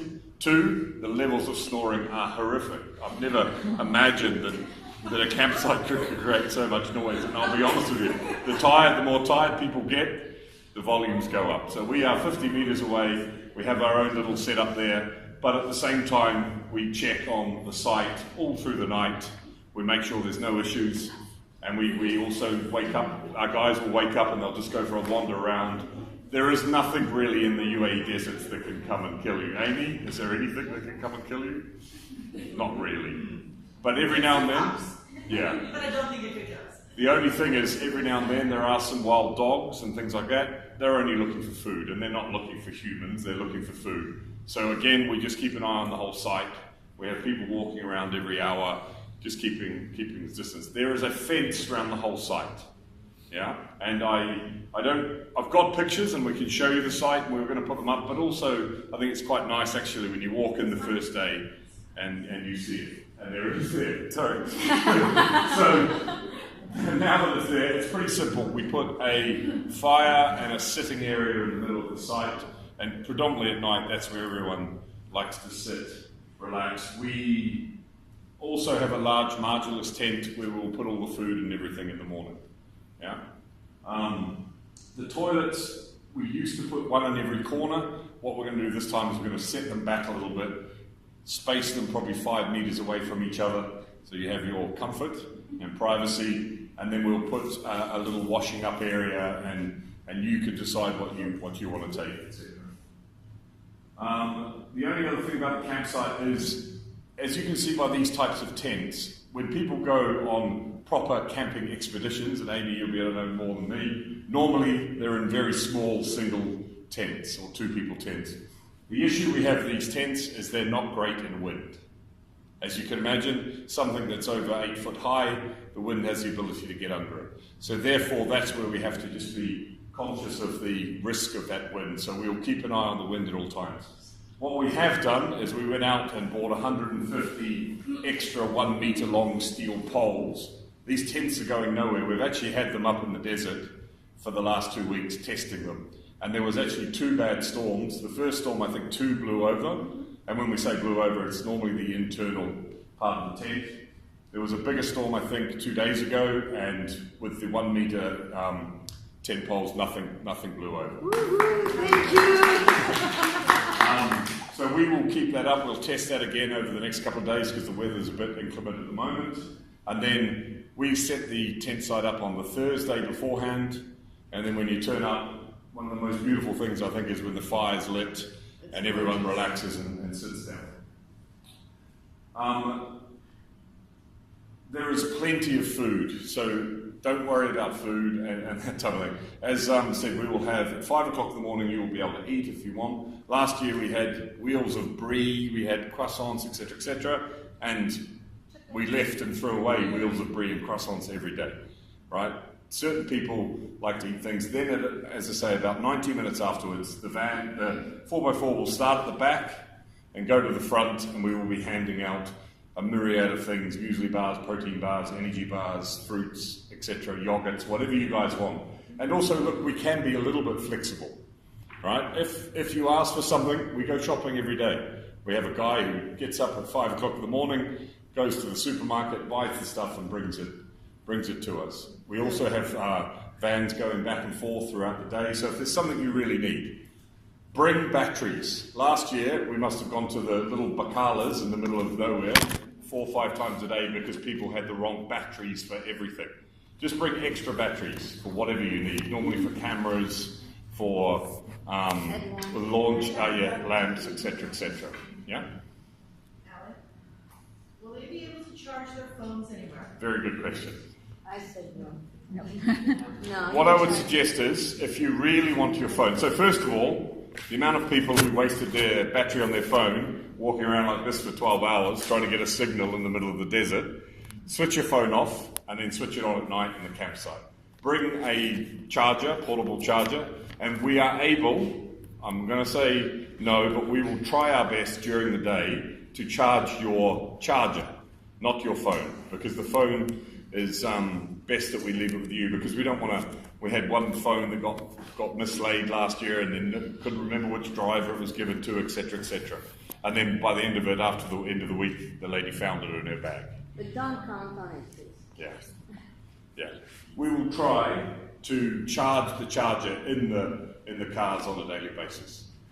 And depending on where we are, we also may get the van to drop some back to an office or somewhere and charge them up for us. But if you have a charger and your phone on full when you leave on Friday morning from the camp and you don't switch it on all day, you'll be fine. You'll have enough going on. Luggage, again, reiterate, I believe, Amy, you've arranged duffel bags for people. Duffel bag with your sleeping bag tied on. If you want, also, you should have your own day pack or travel bag. But anything more than that, we're not going to take. So I want to manage expectations for that, because we just cannot fit it on the truck. And if the truck is late, then the camp is late. And we cannot go back and forth. Driving a truck through the desert with a crane on it takes us an hour and a half or 2 hours just to go 30 k's down the road. We literally crawl along the road to get to the next campsite. So if you have too much luggage, we won't be able to fit it on the truck. Yeah. So blow-up mattresses. I think everyone is going for blow-up mattresses this year. What will happen is we have a number of chargers that or blow-up machines that we will blow up the mattresses in the afternoon. Once we set up the camp, we'll start blowing up the mattresses. Where possible, we'll have your mattress blown up and sat in the spot in your own tent. Label your mattress. What we will do is we'll have an extra 5 to 10 mattresses that we will blow up first, just in case people coming in not feeling very well, etc., etc. Then you, believe me, you don't care whose mattress it is, you just want to take it and you can use it. We will endeavour to have your mattress ready by the time you come in. What we don't want you to do is go to sleep at 5 o'clock in the afternoon, because that causes issues, because then you'll be up, and no matter how quiet you think you could be at 3 o'clock in the morning in the desert, you will wake up the whole campsite. Because as soon as you get up, the desert awakes as well. It's quite an eerie thing. Bring a headlamp. It is dark. There isn't any lights around surrounding. We put up a number of lights. We put up halogen lights. But no matter what we do over the years, it's not like it's very bright. The fire gives us some light, which is great, but bring a headlamp and make sure you've got extra batteries and things for it. For your bathroom visits, yeah? Don't think it's not important. Yeah, we put some lights and some flames around the bathroom just to make it as nice as possible, but at the same time, you don't want to be sort of stumbling and falling into one of these toilets. They're not very nice. Are there lights in the toilet itself? Each toilet has a lamp, halogen lamp, that we put up and put the light on. But again, we also don't want to have too much light in there, because it is, you know, yeah, you just need to know what you're doing and not everyone else know what you're doing. Anything else about the campsite? There will be flags that will lead you into the campsite. When you normally, and the places that we pick mean that the campsite is normally the last kind of kilometre into it. You can see it from quite a distance away. As you can imagine, it's a big area. Once you see it, you make a beeline for it. Everything will be ready in there. You'll have hot water when you come in every night. You'll have additional water to wash yourself and things like that. One thing, sorry. Sometimes when you go into your tents at the end of an evening, you don't want to come out for dinner, and so we've had to have situations where we're telling people, please come out for dinner, please come out for dinner, please come out for dinner. If you're late to dinner and we have to clear things away so that these guys can get on with their work, we will clear dinner if you've decided to take a nap after. So please just know that when we're telling you, we're asking you to come out, please come out. And you'll get a chance to go back to your tent earlier if you do. Yeah. Just to make sure in terms of packing, so you put everything in the duffel bag, and outside you have your mattress and the sleeping bag. Yeah, tied onto the duffel bag would be perfect, because then when we pick it up, we're only picking up technically 50 bags, which would be great. And what I suggest is tie something on that makes your bag very recognisable to you, and then we're going to give a code. Everyone will have a luggage tag code. That code will then relate to the actual spot in the tent. So there's 5-6 spots in each tent. We will know exactly which one of those it is. So as an example, 5 spots in each tent. If you're 0105, you are in tent number 1 in the 5th position.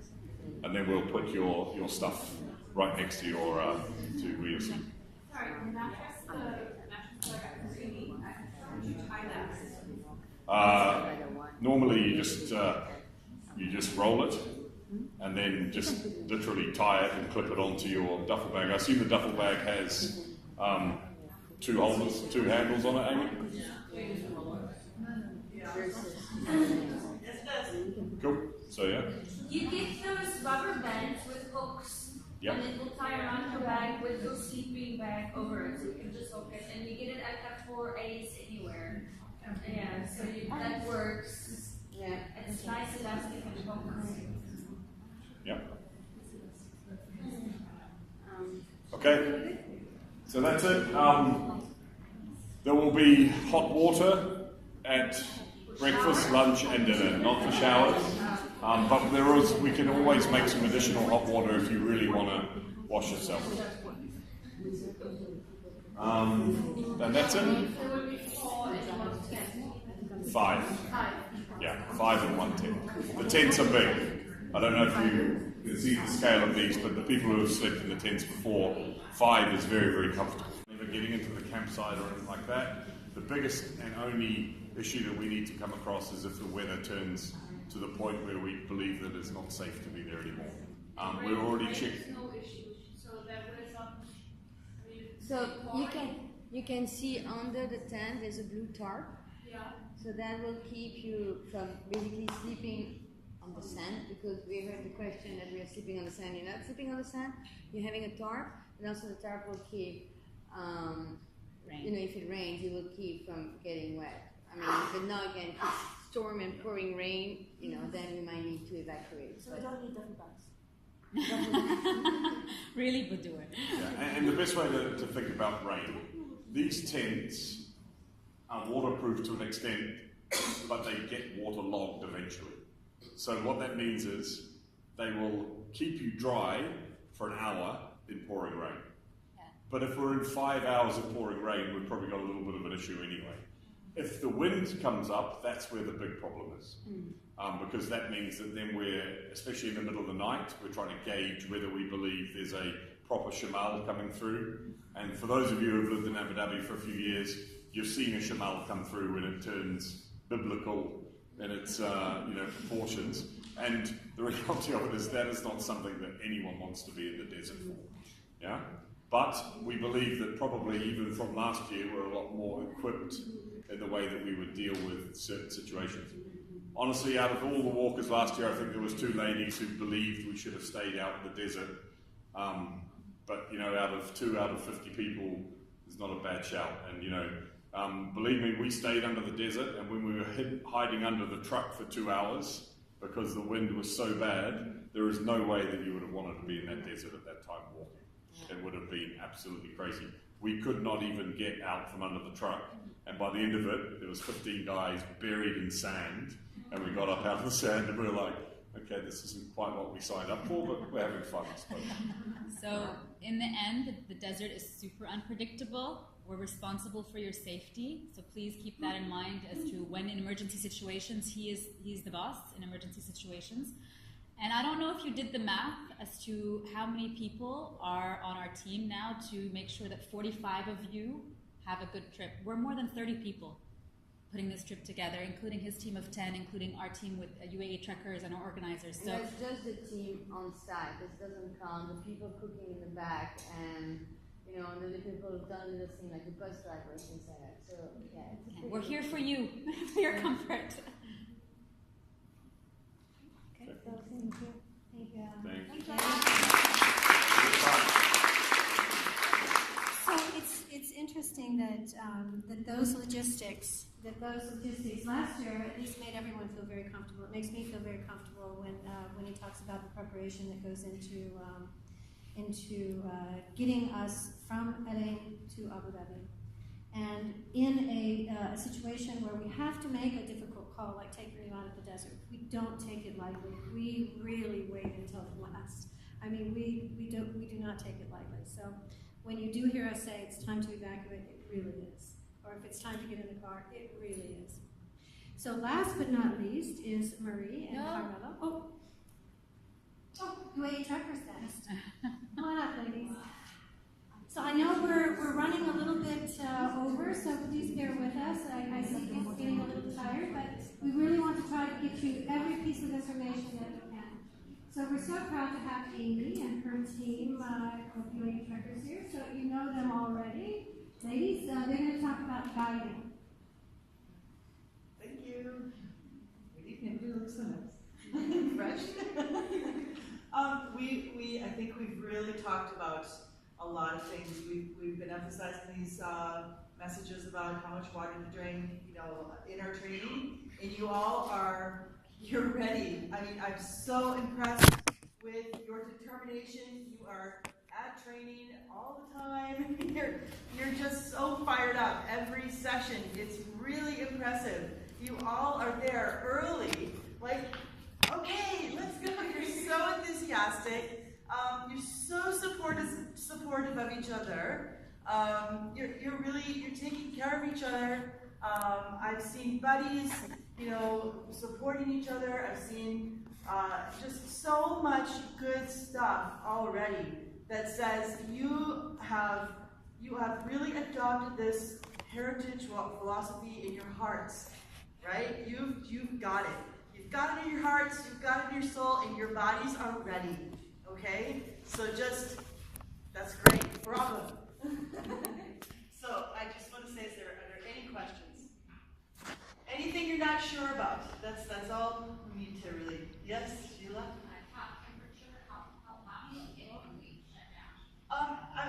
Maybe when we get a few days in, we can get an updated forecast. I checked today, the hottest it's going to get is 28 so far. That's fantastic. That I checked, but I checked today, so that's 10 days out. At night, how cold it's gonna be? 21 was the lowest, but not in the desert. But that's not. They say 21 is the lowest, but that's not the desert. So we'll never know how cold it is in the desert. 21, we have started out our training sessions earlier at 21. We actually started a couple sessions at 19. Do you remember those first days? Okay, so you've done it all. Okay. Do you remember our hands were freezing? That was one of the first ones they were really cold. See, you're ready. No surprises. And remember, we've even gone to what was the highest? I think we hit 41 one day. What? Yeah. So you have experienced the range now. Okay? You've experienced the wind. We've had 2 very, very windy days. Right? Last Saturday was one of them. And remember the risk of that wind? Right? What is the risk of that wind? It wasn't a strong wind, but what was the risk? You don't feel the heat. You don't feel it. And you think that's great, but you're still sweating. And you're still working hard. And you have to remind yourself to drink more when you don't feel so hot. Like, oh, the breeze is great, I'm not even sweating. You are. But it's still nicer, for sure. Any other questions? I think I can ask my water question again, because I remember you spoke to my friend, Sophia last time. You said I think 1 quart kilometer you should have drank 42, but is that some kind For every hour, you should have 1 full liter minimum. But it's hard to do that. It's really hard to get that liter down in an hour. So try to remember when you wake up in the morning to drink before you start. Prehydrate yourself. Get up in the morning, have a bottle by your mattress, and before you even start, drink it. Finish a liter before you start walking. That is really helpful. And when you're walking, you're going to be talking. And remember, we said our hands are busy, right? And we did this last week. We were walking, we're like, I completely forgot to drink, right? So that's why we do those little stops, right? Stop, look at each other.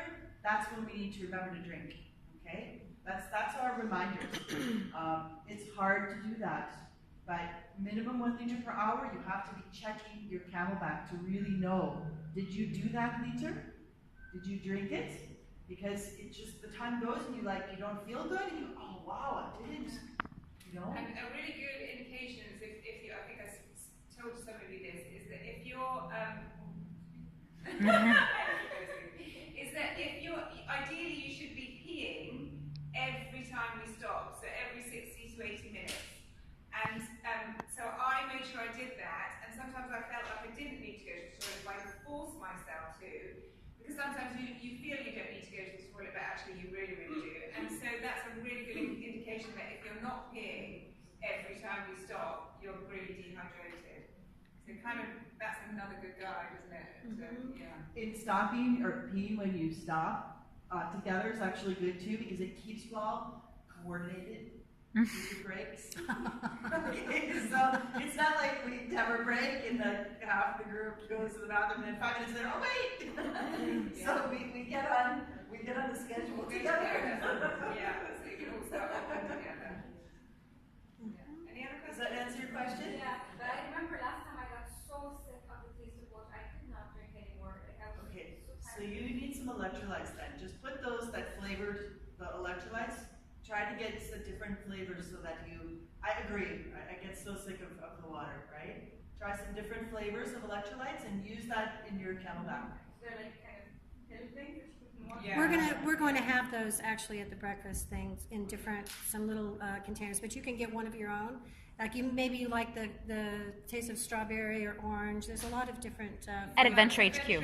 At Adventure HQ. Yeah. After you go to Badashing. And talk to a You scared. cannot overdose on those either. You can't have too many. But if you're sick of water, it means your body doesn't need all this water. No, you need it. You need a liter an hour. But what is water? It's just hard. It's hard to drink that pace. But when you're during the desert, I do 5 to 6, but 4 during the walk. Yeah.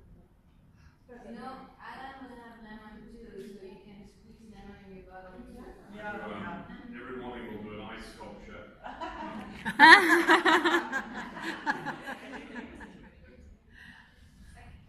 Any other questions? Yes, you talked about the feet.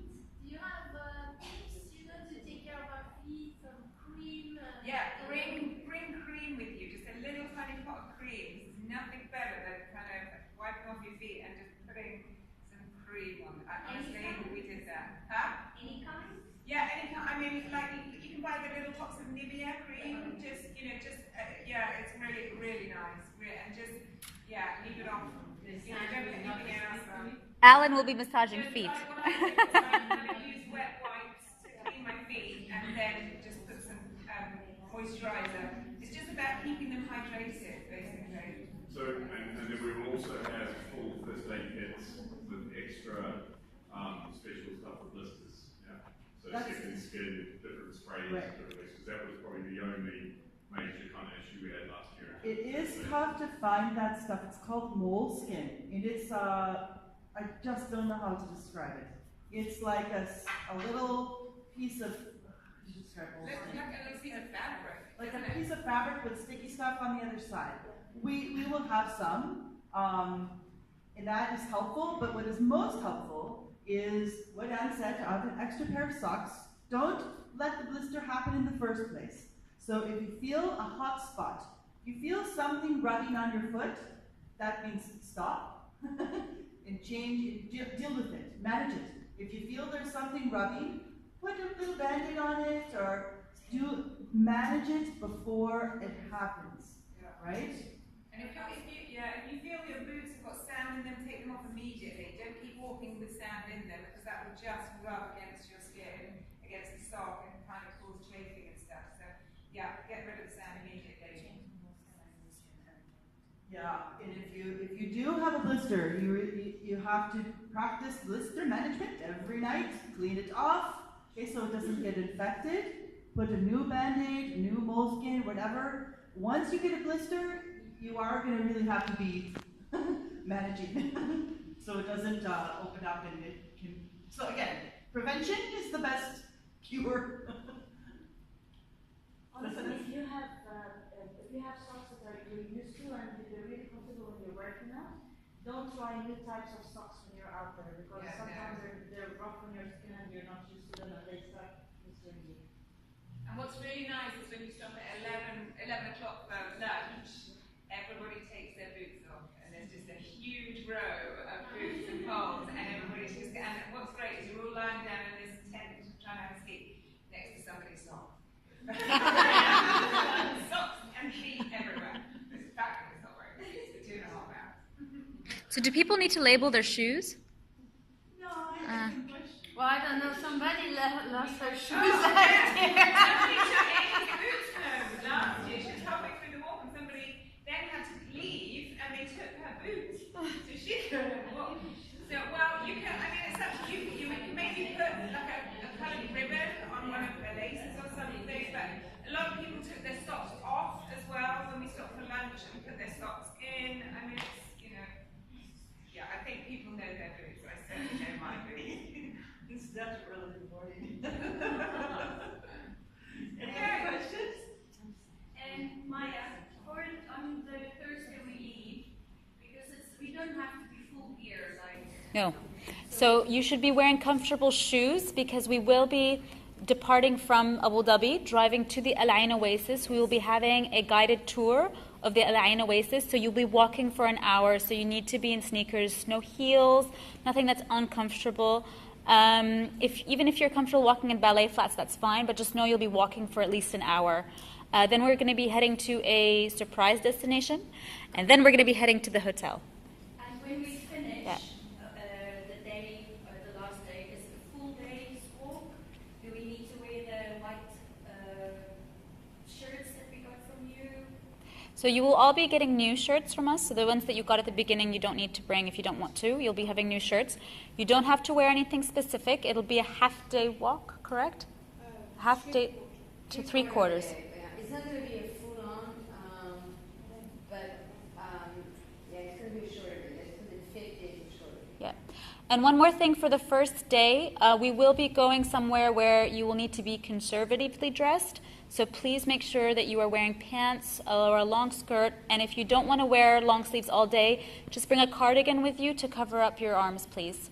That's just out of because. And for also respect. on the last day for the or for the ending ceremony, you'll be in the public eye, and you'll be in this women's heritage walk, and so please be very careful to cover your arms and knees and to just be appropriately dressed.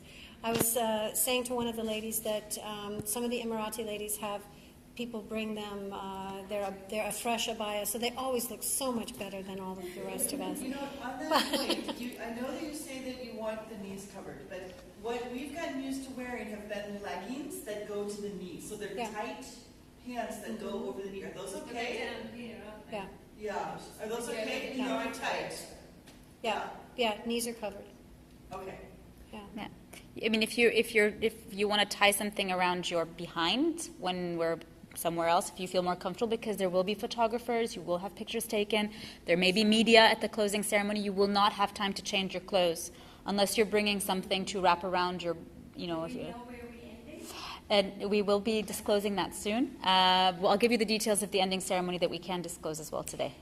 For the last day, I always bring one of these very compact skirts that I can roll up, and I just put it over my leggings, but it's down to my ankles. But so that's what I and then I have a long sleeve. I have a long sleeve shirt. So I'll use that on the first day, Thursday, and I'll use that on the last day, Friday. See, as women, we have to know what we have to wear, right? You'll it's very important.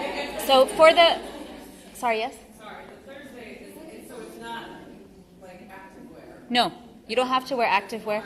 You can wear a pair of jeans and a nice shirt. But it's not dressy either. No. Just be Casual, comfortable, not smart casual. Be comfy. You're going to be in the bus ride for an hour and a half. And then from there, we're going to walk through the oasis.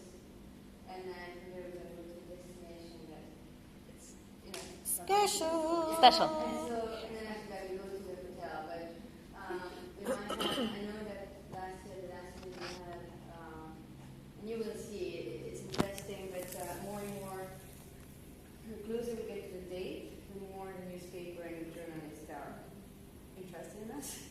And so, like during the walk to the oasis last year, I don't know, we had several newspapers who were following us. So just be aware of that, and that you want to, your picture might be a cover of the newspaper. And so there will be a few days where there will be film crew. I mean, there's going to be documentary crew the entire time. Marie's going to talk about that. But there will also be, from my side, for some film crews for the news. So if you, again, are not comfortable, all you have to do is raise your hand and tell us, I don't want to be on TV, I don't want to be filmed, and you just stay out of the camera, okay? So these guys, the people who are filming are usually very respectful, but Maria will take more details on cameras and videos and stuff like that as well. Friday morning, will we leave any earlier to make it to the desert at 5:30 that we can actually When we walk out of Al-Bada, we walk out at 5:30, you walk out of the archway and you're in the desert. Yeah, it's the reason why I chose Al-Bada. But it's right on the edge of the desert. And interesting little story that Khalifa, the gentleman who owns Al-Bada and built Al-Bada, was one of the men who were connected with Sheikh Zayed in terms of hunting. And Sheikh Zayed gifted him this land that he built Al-Bada. So how appropriate that we're starting at his place as well. Any other questions for your guide? Each one of these ladies are going to be, so we're going to have 3 significant groups, maybe 4, and they will be guiding you. They will be in front. And so these are the ladies that you don't pass. Can you all say your names out loud in case everyone's not met you already? I don't know. I think they've all met you, but some people. Does anyone not know all the guides? Okay.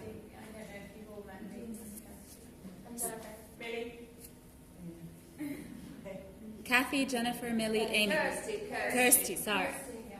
Sorry. Yeah, I have a band just called Entire, Christine. Yeah. Any other questions for your guides? They prepared us very well. That's very nice.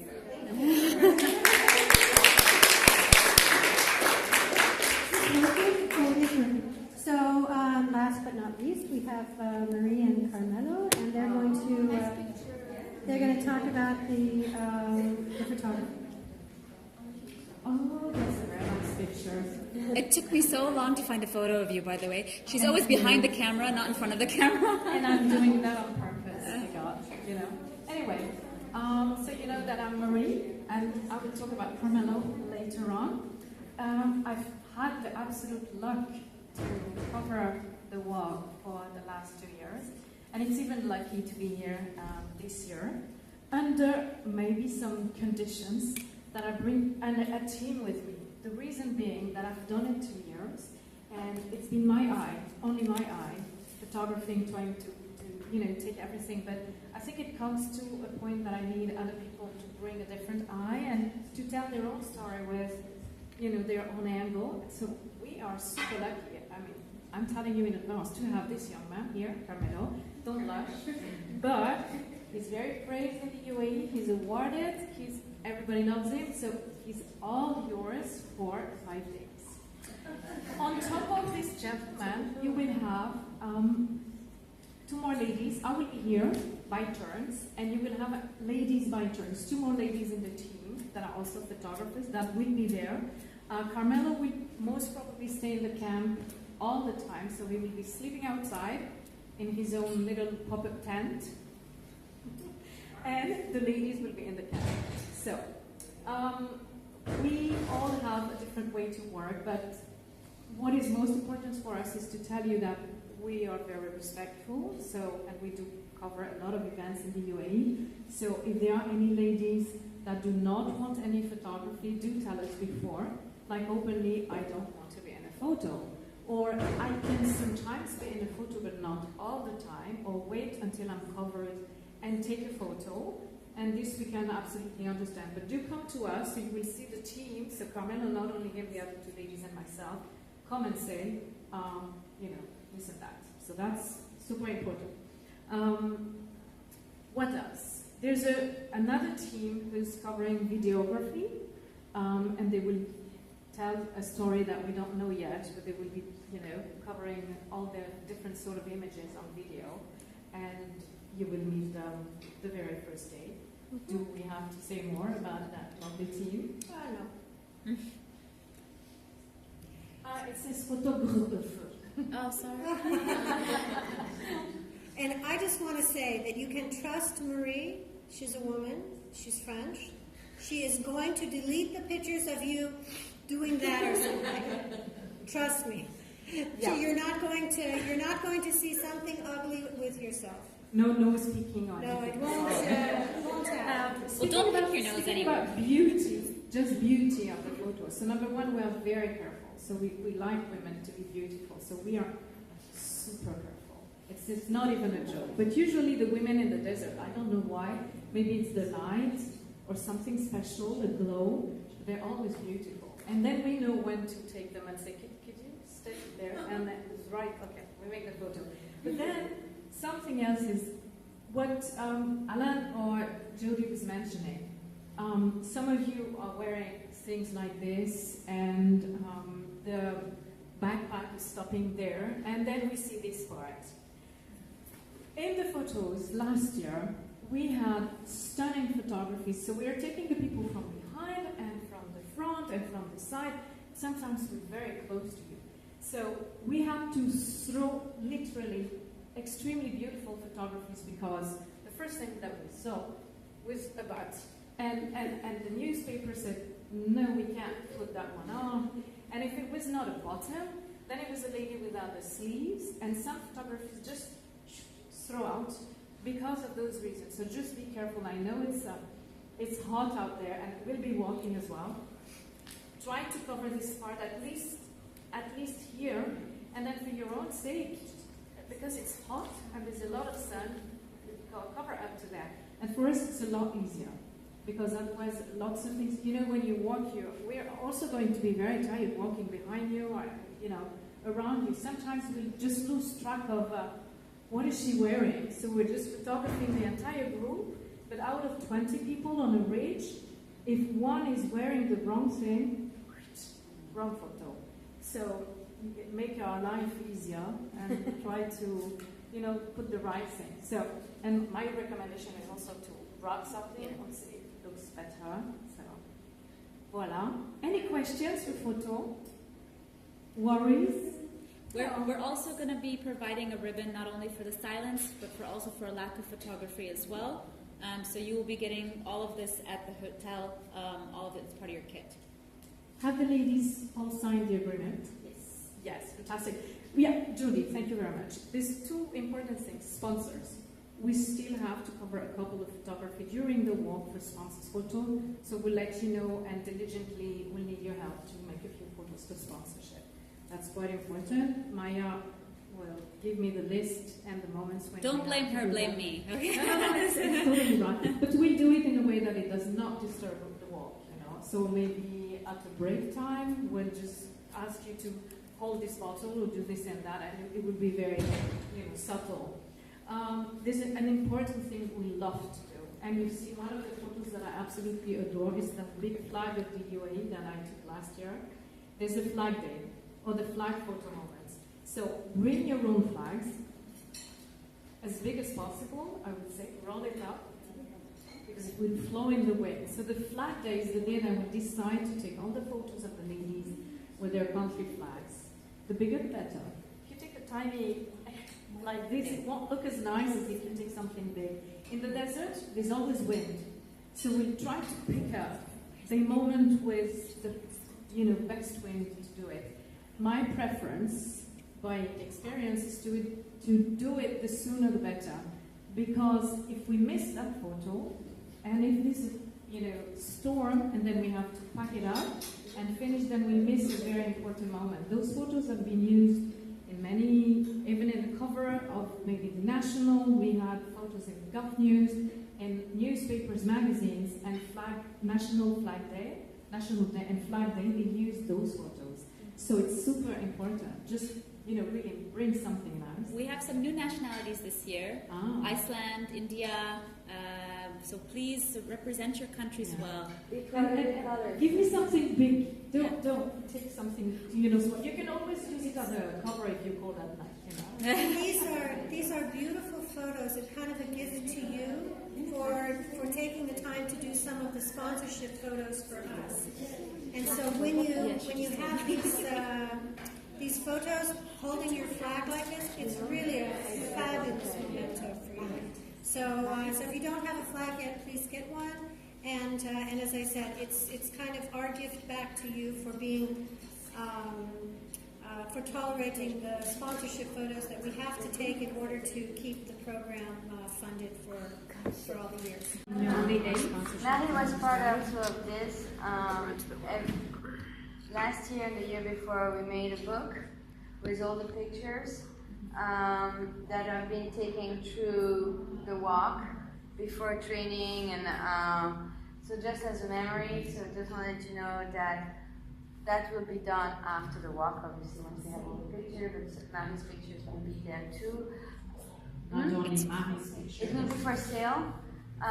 You have to we'll be sending out an order sheet. You have to put in your orders ahead of time so that we know who wants one. They're great. It's like you're back in high school and you get people to sign your yearbook. They're really nice. It's like the kitab, but I think I really recommend, because you're going to regret. Some ladies didn't take it 2 years back, and then they called us after 1 year and said, can we have it? Pictures. But it was too late. It was done. It's really something interesting to have as a souvenir. Whether, you know, just order it. It's for no other reason than just